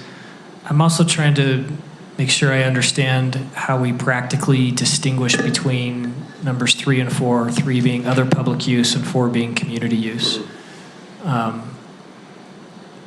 Obviously, if there's a formal entity, I can see that distinction, but there are plenty of informal groups that may desire to use a school property, which maybe falls under community use, but if they're a little more formalized, I'm just again, kind of practically speaking, how is that distinction made? So number 3 and number 4 are distinct in the sense that number 3 is intended for entities that want to reserve the property, rent the property, be able to have assurance that they'll be able to use the property at the time that they've actually rented it, where 4 is kind of everything else. And so the idea is, you're absolutely right, we're trying to find kind of a balance between the Civic Center legislation that was passed years ago, and now HB 84, we're trying to find a balance between those. We feel like we tried to do that here. Number 3, controlling it to some degree with our other policies regarding rentals and that sort of thing. And number 4, allowing community use beyond that in a much more kind of informal, just trying to be a good community resource. That's how we've addressed it in the policy. If it could be made more clear, please let me know. I do have a question actually, because I wasn't here for the last one policy. I appreciate your updates, by the way. Okay. Have we talked about, is this just going to be something that gets updated as we update the fencing, or do we have money somewhere set aside or somewhere available to immediately be able to put up signage on all of our fences and all of our buildings? We do have our own sign shop and some of the resources, so we'll start to roll this out once the final version. We're on the second reading on this. This is first reading. So once we get the final approval on this, we'll create a timeline and rollout plan, and we'll start education with respect to the community itself. Okay. And with respect to the money, you can ask Todd. I don't know where he's going to get it either. Wherever you want. No. So in putting together the capital projects for this year and next year, we actually did a 3-year plan this year, or this cycle. And in that, we had set aside contingency funds for things that come up during the course of the year. So a project that wasn't known in advance but comes up, this would be an eligible use of those dollars. I guess. And there is some budgeting for HB 84 at some point as well. we'll talk through the capital project process we went through and what the projects are. But part of that was to carve out a contingency. Okay. Thanks. Do we address class pets at all?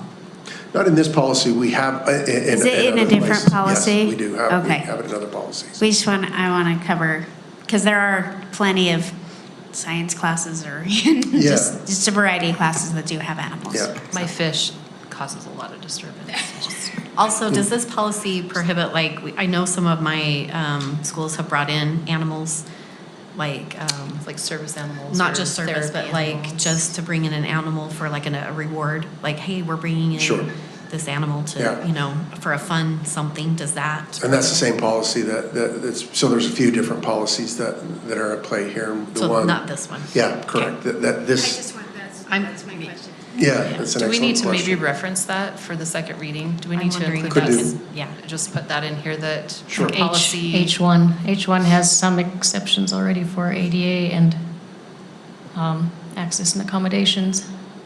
Right. Yeah, it I does. think, like, I've had assemblies at the elementary when I was in PTA where they bring in like a little, not really a mini zoo, but it feels like it, you know, they've got these different animals lined up, and I think that's more what Chris is Well, and referring we've had to. And this rewards, is- like I'm gonna bring, the principals brought their pet in and to like visit all the classrooms to say, you know, here's our reward, you get to have the dog. And for a remember, minute. this isn't the animal policy, this is the Right. community access policy, so it's what access does the community have to The property. bring their dogs to the, or Right. what, But like dogs. show and tells and things like that. So Yeah. that's what I'm saying, like. It's in a different policy, Yeah, right? that's a different policy. Yeah. It's not Yeah. addressed. It's here. not limited. I just wonder if maybe we need to, in H, just I like put that that on a idea. 4, I like just that. a 4 that says, Yeah. just for policy referring to Or pets or, H1 already, like I was saying, it already says, except pursuant to this district policy, you could just add the other district policy. Right. in there. That would be, that would be really helpful. idea. Excellent. I just Thank didn't know you. if that, yeah, if it would, because that's addressing service animals, but I don't know. Either place would be good. Okay. While you're doing that, I wanted to point to that, you know, the idea here in the priorities is that the first priority is for students to be able to use the building for school-sponsored activities. Second, that we would like government-sponsored recreation or like municipal, right? We're going to work with our cities and county to, and they'll have to rent the building, but and then third will be to rent it out to our public and let it be reserved for that. And then fourth will be for other members of the community to come on the property. And we are saying that we do want members of the community to come to our properties. But our problem is, especially at our high schools, they are often booked. They're booked solid. They're being used like crazy.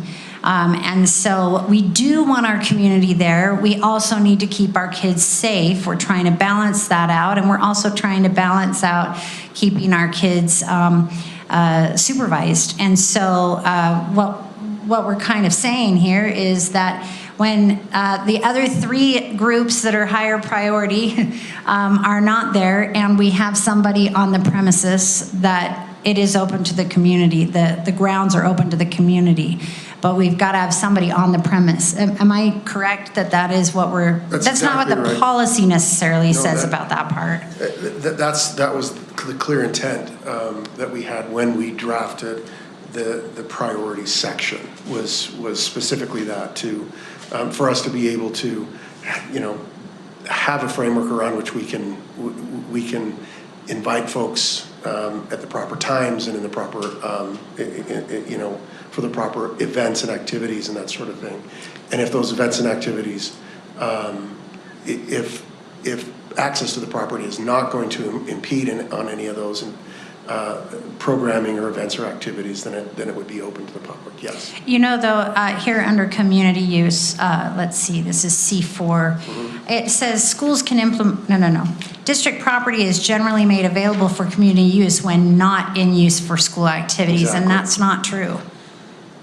Our schools are generally made available for community use when not in use for school activities and when supervision can be provided, or when there is an employee on the premises. Well, isn't that part of the building rental? Well, this is on the community use, this isn't the building rental part. Right, but that would be, wouldn't that be just? This is for, I live in the neighborhood and want to go walk on the track. This isn't for, I want to reserve the field, right? Or I want to just go play on the tennis court.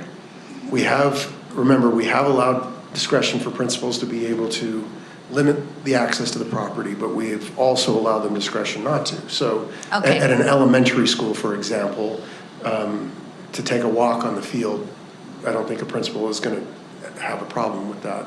But if folks Okay, that reminder is key. And then also, so then when it says, let's see, schools can implement additional limitations to access grounds at the discretion of the principal can we add there after discussion or approval from the SLID? We did that above You're on in number. community use again? I'm on community use, but above on number 1 under C1, we put principals after consultation with the school leadership and improvement director are authorized to place constraints. And I think I'd like to see that also on number 4. Yeah, we did discuss that in law and policy. We did, yeah. Yeah, and I don't know, how do we feel about, because, I mean, I felt like it needed to be authorized by the SLID. I actually asked for it to be authorized by the superintendent, or by, well, actually, I did say the SLID, because I just said assistant superintendent, but it's also the SLID in high school. Is that going to be a lot to go through the SLID, Tyler? Maybe I'm in the minority here, but I'm going to disagree. I think we ought to give our principals the utmost authority and flexibility to manage their building and their property as they see fit. I'm not a big fan of adding a layer of approval that I don't perceive as necessary. You can perhaps persuade me otherwise. I'd be open to that. But as I read the policy, I'd be in favor of removing that approval layer anywhere and everywhere. Let me give you the context to that. I feel like I want principals to have that authority and local power. On the other hand, I also think that this person comes in and doesn't understand the historicity of the community and the things that are going on in the community, and they can, I would like the person who represents the community, which would be the school board member, to somehow be able to have, be a part of that conversation. And I kind of decided that I felt like they could be a part of that conversation if somehow it were going through the superintendent. Could I push back a little bit further? Yeah. I think we might find ourselves in circumstances or situations where principals are levying prohibitions that are in violation of state law. So I would prefer that they are collaborating with district leadership, and I'm going to push back that I don't think it should be the SLID. If we want our SLIDs to be what their title is, school leadership and improvement directors, we should allow district leadership to exercise collaboration with the principal on where we've seen this being brought into play is a circumstance of one of our West Side schools that has turf fields, and people were coming onto the school property. It's already fenced off, and breaking alcoholic beverages and vandalizing the property. So we set restrictions on that property for a 30-day period in consultation with the principal's request. We provided the signage, provided the additional information to the public so that the principal didn't have to worry about that piece, and we did so in conjunction with recognized state statutes to make sure we weren't violating the law. We did it almost to kind of back the principal or give cover to the principal. This is really Looking at it too, as Yeah. a support, right? Yeah. So I think the terminology should actually be in consultation with district leadership. And just to add what we actually, well, what we discussed in the notes that I'd sent out for this point was saying that it would be in consultation with ELT or something similar. Yeah, I thought so Not as well. like with approval, but like in consultation with. With Yeah. ELT. That's what So we did something comparable in a Holiday area elementary school because of ongoing dog problems, and we published signage. Luke designed some signs, and we took them out, and we are the ones who notified UPD so they could help provide enforcement. And I just wouldn't want that to be on the back of the principal to have to worry about. Should we clarify, be more specific than just district leadership then? And should it be? I'm fine with executive leadership team Does it approval. need to go through the executive leadership team? I feel like it can be. I feel like it could be Steve Hogan's position. District leadership? I feel like district leadership would be okay, because otherwise you're going to be like, every Tuesday we have to wait for the ELT to assemble. You know, is this what it is? Is that what we really want?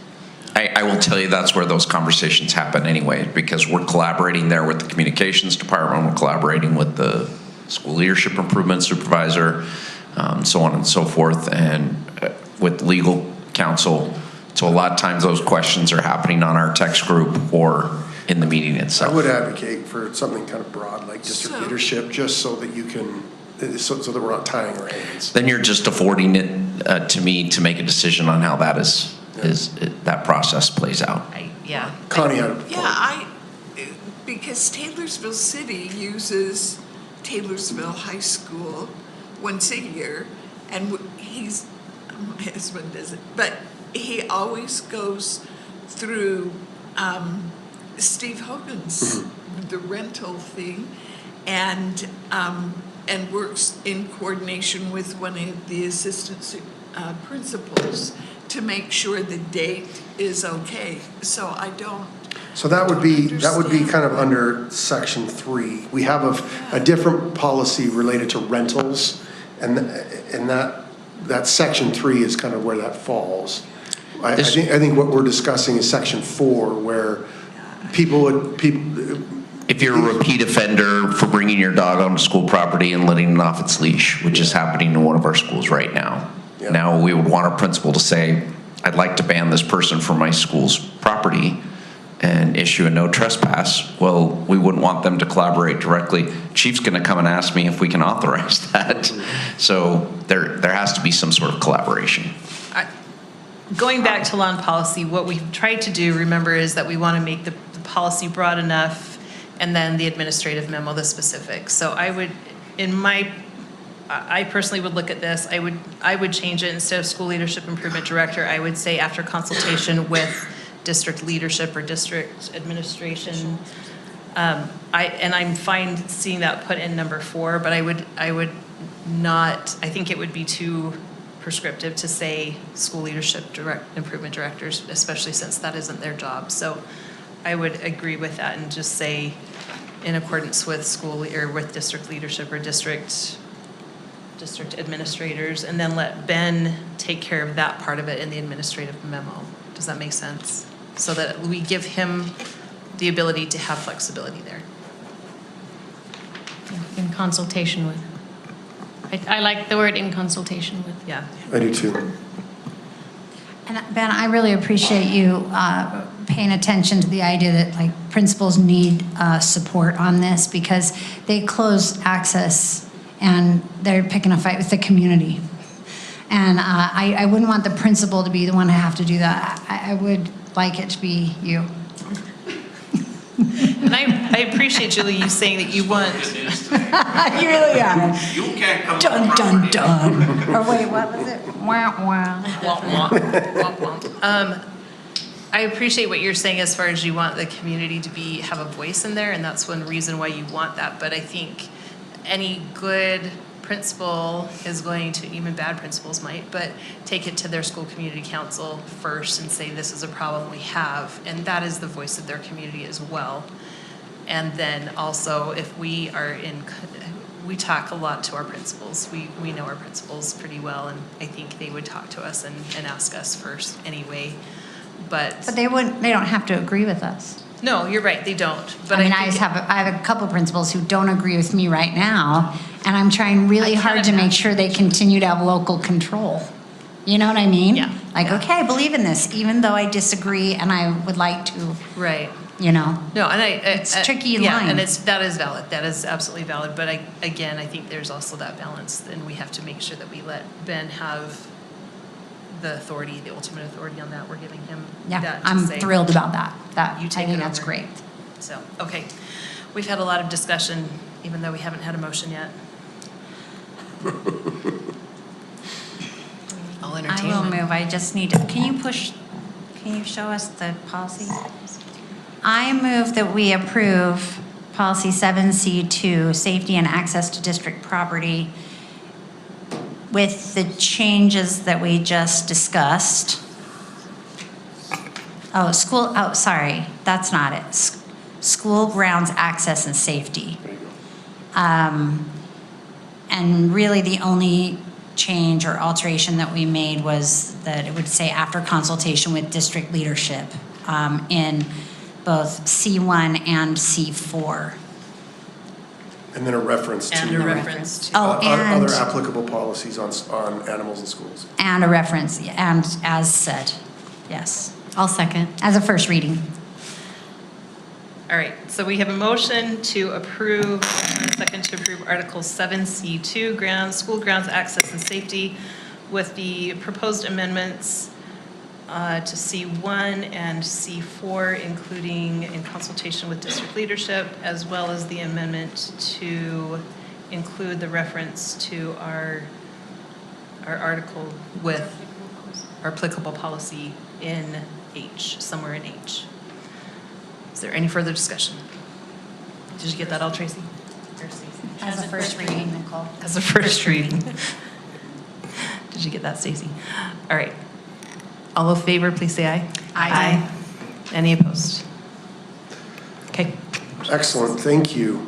Great discussion. Article 10A4 is our next first reading. This is Article 10A4, Senior High School Graduation Standards and Requirements. You'll recall that we included, based on the conversation, well, not based on the conversation, but an extension of the conversation that we're having tonight regarding graduation rates. We provided another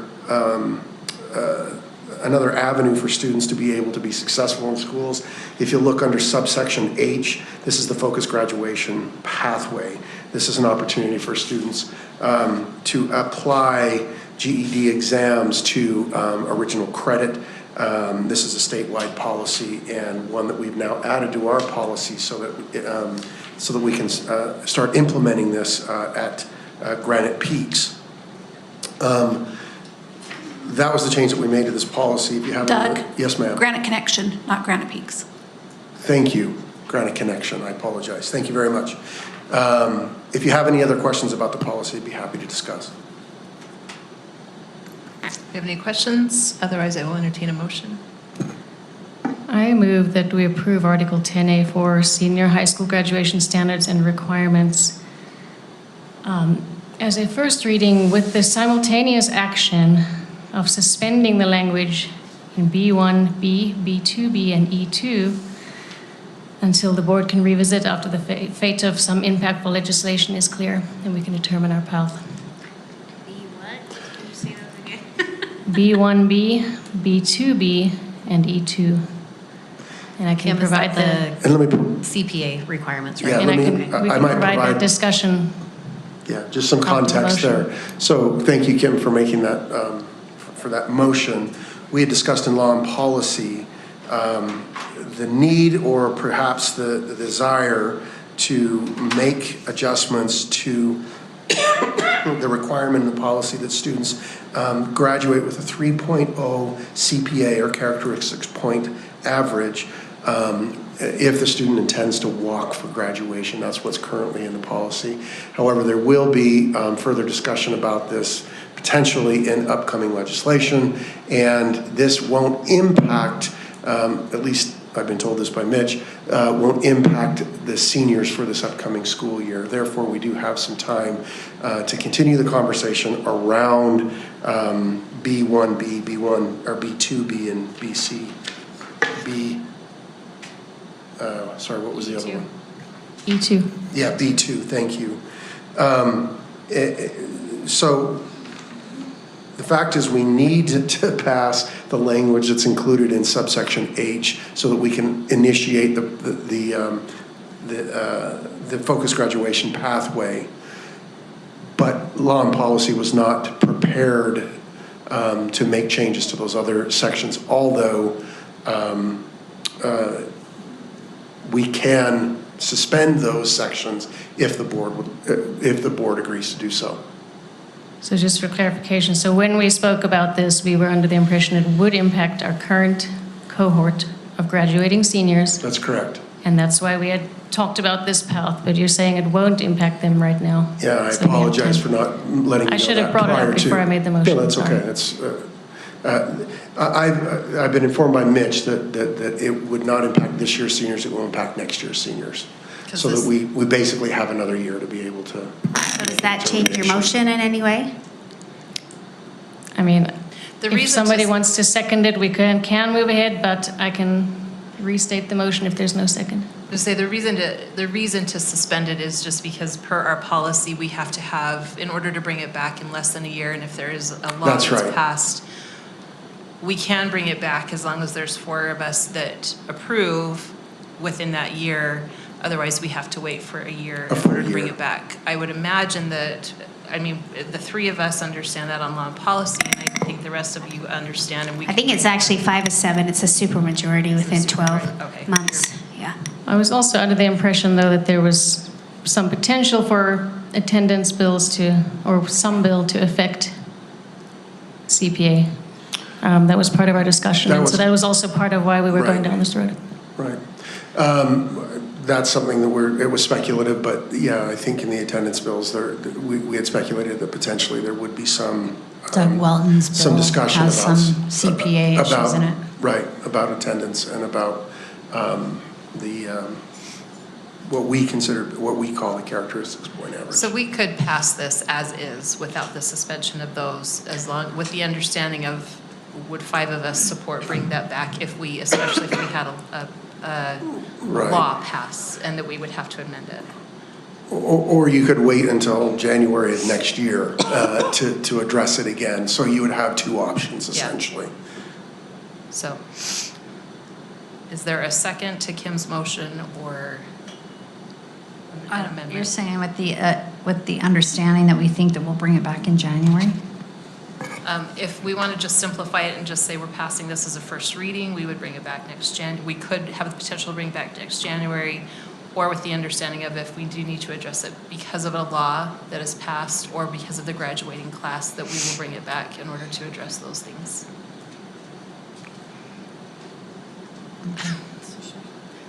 I think if it's not necessary, I would probably say I just prefer not to deal with it. So just pass it as is? That would be my Well, we're still waiting to see if her motion's seconded. So if no one's seconding it, that's where we're at with the rules. Thank you. Good call, Karen. Can Those rules are there for a clarify something reason. then? You know what? Yeah. Go ahead. Doug, you wanted section H. So the only change to the policy would be section H. It would be my recommendation to the board, right? Is there any reason, I'm asking, that we couldn't postpone or table this? Yes, because there's a requirement in USBE's rule that we have to have a district policy in order to initiate the focus. The focus graduation program, which is why we needed to read it. They usually have some sort of deadline on their piece for us to get it into our policy. Is there anything like that, or you can't implement until it's there? Yeah, you can't. So I think that was your question, and I was just clarifying. my question. Sorry, I didn't understand. Sorry, I didn't understand it either. What did she move? So I move to approve with suspending those 3 sections. So we have to make a new motion. She's basically taking out anywhere that it says CPA. But there's no second. But that's still, sorry, let me clarify. It would remain in policy. It would still remain in policy as is. It just would allow us to bring it back Right. sooner. There wouldn't be a practical impact of that provision of the policy this year. Therefore, we do have plenty of time to bring it back next year. And it seems to me to be the desire of the board to revisit that. And so we don't necessarily need to suspend those provisions, although we can do that if you prefer. Okay, if there's no second, then I will entertain a different motion. I move to approve as a first reading Article 10A4, Senior High School Graduation Standards and Requirements. Do I have a second to that? 2025. I'll second it. Okay, so we have as a first reading, did you say that? I can't remember. I don't remember. As a first reading. We have a motion to approve Article 10A4, Senior High School Graduation Standards and Requirements as a first reading. Is there further discussion on this? Yes, I'll just say, I had that motion all ready to go. I know, You and should have Kim, told I'm me. so sorry. I am impressed, Kim. I was about to state on the record. I even wrote it down. I was about to state on the record, I am terribly I had sorry like these beautiful notes. I had it all written, like, come on. that I didn't discuss it with you prior. I apologize profusely. All right, if there's no further discussion, we'll go ahead and vote on this. All in favor, please say aye. Aye. Any opposed? All right, motion carries. All right, Thanks for fiscal that. policy manual, section 7. All right, so the next policy that we have on a first reading is actually out of our fiscal policy manual. It's section 7 under procurement. This policy change would eliminate the first level of purchases, eliminate the minimum amount of purchases that can be made at a school level. Currently, that amount is $500. Anything over $500 has to have 3 bids and the approval of purchasing. However, it has been suggested that we increase that amount to $1,000, and so that's what's been changed in this policy. The subsection 4 has been eliminated because we essentially eliminated one level, and now the maximum amount, or excuse me, the minimum amount. I'll say it the other way. The maximum amount that a school could use to purchase goods for the school would be $1,000 as opposed to $500. So that's the change to the policy. Sorry if that wasn't entirely clear. If you have any other questions, I'd be happy to answer. I have a question. So let's see what section I'm in here. So 3, it says 3. for purchases that total up to $49.99. So I'm sorry, there is actually a line through the 4 that it's difficult to see. Okay. It's difficult to see. So for purchases that total up to $999.99. Okay. So for clarification, anywhere that has the red 4, that is actually crossed out because that is also incurred in number 1. Yeah, you just can't, because of see it because the it's 4, on the 4. it's Okay. difficult to see the So it's not the through line, $49.99. the strikeout, yeah. It has been stricken out. Yeah, it's hard to read. So that's in 1B, that's in 1C, and that's in 3. Okay. Board President, will you accept a motion? I will accept a motion. I move that we approve Fiscal Policy Manual 2025-04-24, Section 7 updates. I'll second. So do we need to say As a the first section reading. 7? Or She said it. I said that. sorry. As a first reading. Okay. Chris second. And I second. All right. Oh, sorry. I didn't hear you. All right. We have a motion and a second to approve the Fiscal Policy Manual 2025-04-24, Section 7 updates as a first reading. Is there any further discussion on this? Okay. All in favor, please say aye. Aye. Any opposed? All right. Motion carries. Okay, On to our second readings. Great, thank you. On to second readings, and Superintendent, I'm sorry we're not going to get out by 8:30. I apologize for that. You're so close, though. When you go over, you owe me Chick-fil-A. All right, we have 3 second readings. The first one is Article 10F6. This is students with disabilities. As we mentioned last month when we brought this policy, this is a brand new policy that outlines the key aspects of special education in the district and how the district complies with the IDEA. There were no changes that were made since last month, and so I'm happy to present this policy again to you and answer any questions that you might have. Do we have any questions? Otherwise, I will entertain a motion. I move that we approve Article 10F6, Students with Disabilities, as a second and final reading. I'll second. We have a motion and a second to approve Article 10F6, Students with Disabilities, as second and final reading. Is there any further discussion on this? Okay, all in favor, please say aye. Aye. Any opposed? Motion carries. Thank you. Great.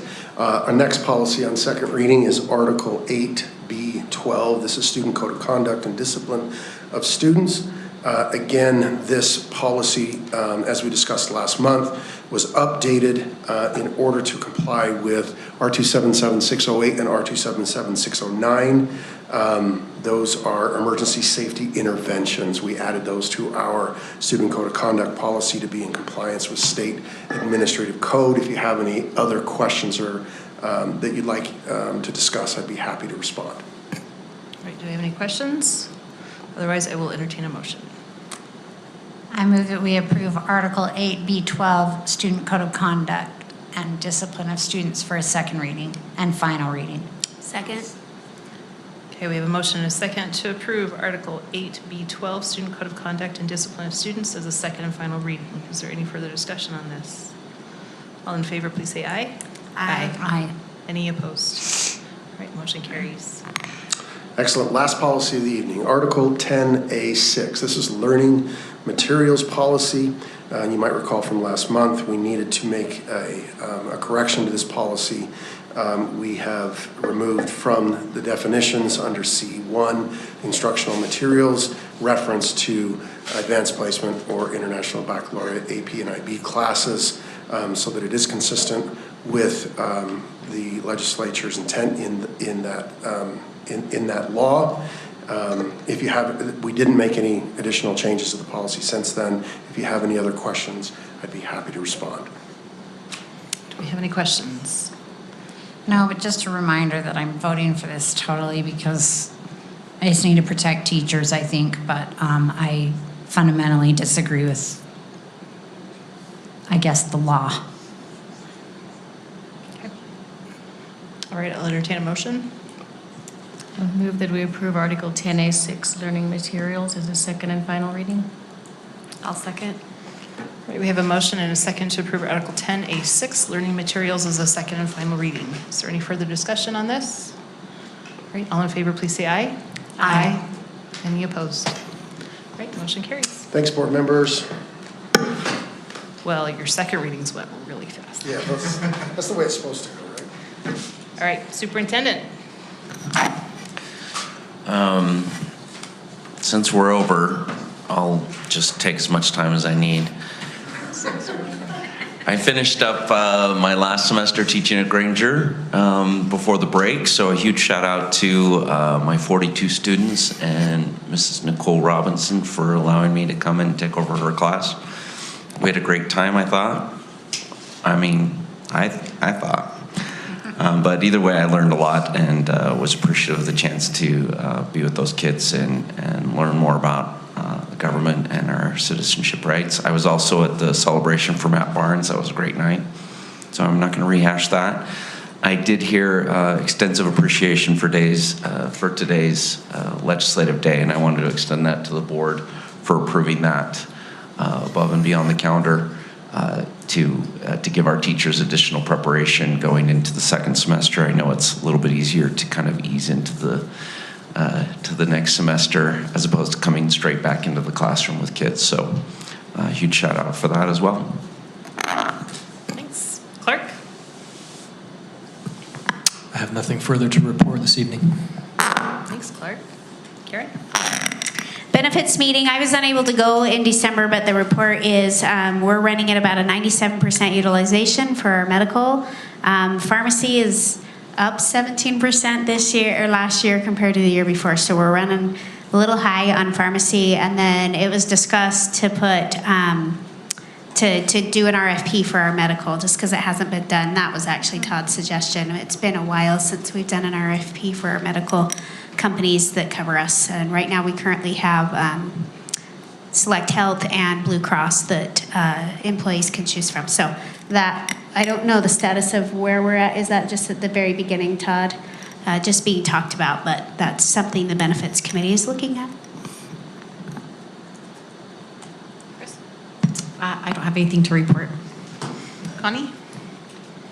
This weekend is our USBA conference, so there's a meeting Thursday night at 7. You probably all have gotten the text stating and telling what the agenda for the conference. And then on the 21st, there is a Hooray for Public Education or something. And then Day on the Hill is January 30th. And I'm sure they will send out more. But hopefully we all can attend and at least eat dinner together. lunch and dinner on Friday. It's a time to get together, and it's good. So hope to see you all there. Thursday night if possible, but especially Friday. All right, thanks, Connie. Kim? I have nothing to report. Tuesday at 6:30, I believe it's here, we have a district community council meeting, and we will be getting feedback from our parents about proficiency-based learning. That's what's on the agenda.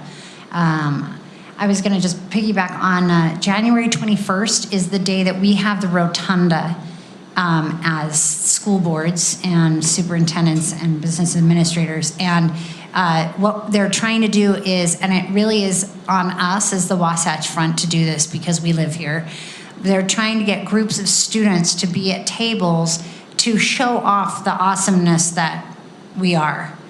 And I think they're kind of asking superintendents to head this up. Canyons is the only people who've really got their act together, and they've got 7 tables. So we need to get some, and I think that our superintendent is so busy, and we are too, but if any of us has any support or help for that, like I got a group of crossing guards who I could bring up there, a heartbeat, I think. And it's stuff like that I think, or if we could get a teacher who really had an incredible, project that they could bring or something like that to show.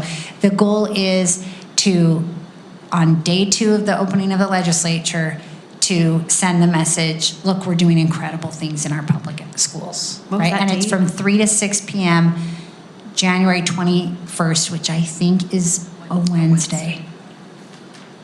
And it cannot be performing arts because it can't be loud unless they just want to bring photos. Are you saying that we're loud? I'm definitely saying that. Well, okay. All right. We had our final 2 focus groups for our 8-hour workday task force. It was, again, very enlightening. I think we learned a lot of things. We did not meet today, or not today, yesterday, because of the Great Middle Day, but we will pick up our task force next week and continue on with our work there. I'm looking forward to kind of taking all the stuff and analyzing it and looking at what we're concluding with all of that and kind of moving forward with this. So I will let you guys know. I'll keep you updated on our 8-hour workday task force. And I missed law and policy because of those focus groups, but I appreciate Kim and Julie being there, and you heard all of the wonderful things that happened there today. So that is all I've got. So having reached the end of our agenda with no objection, we will go ahead and stand adjourned. Thank you.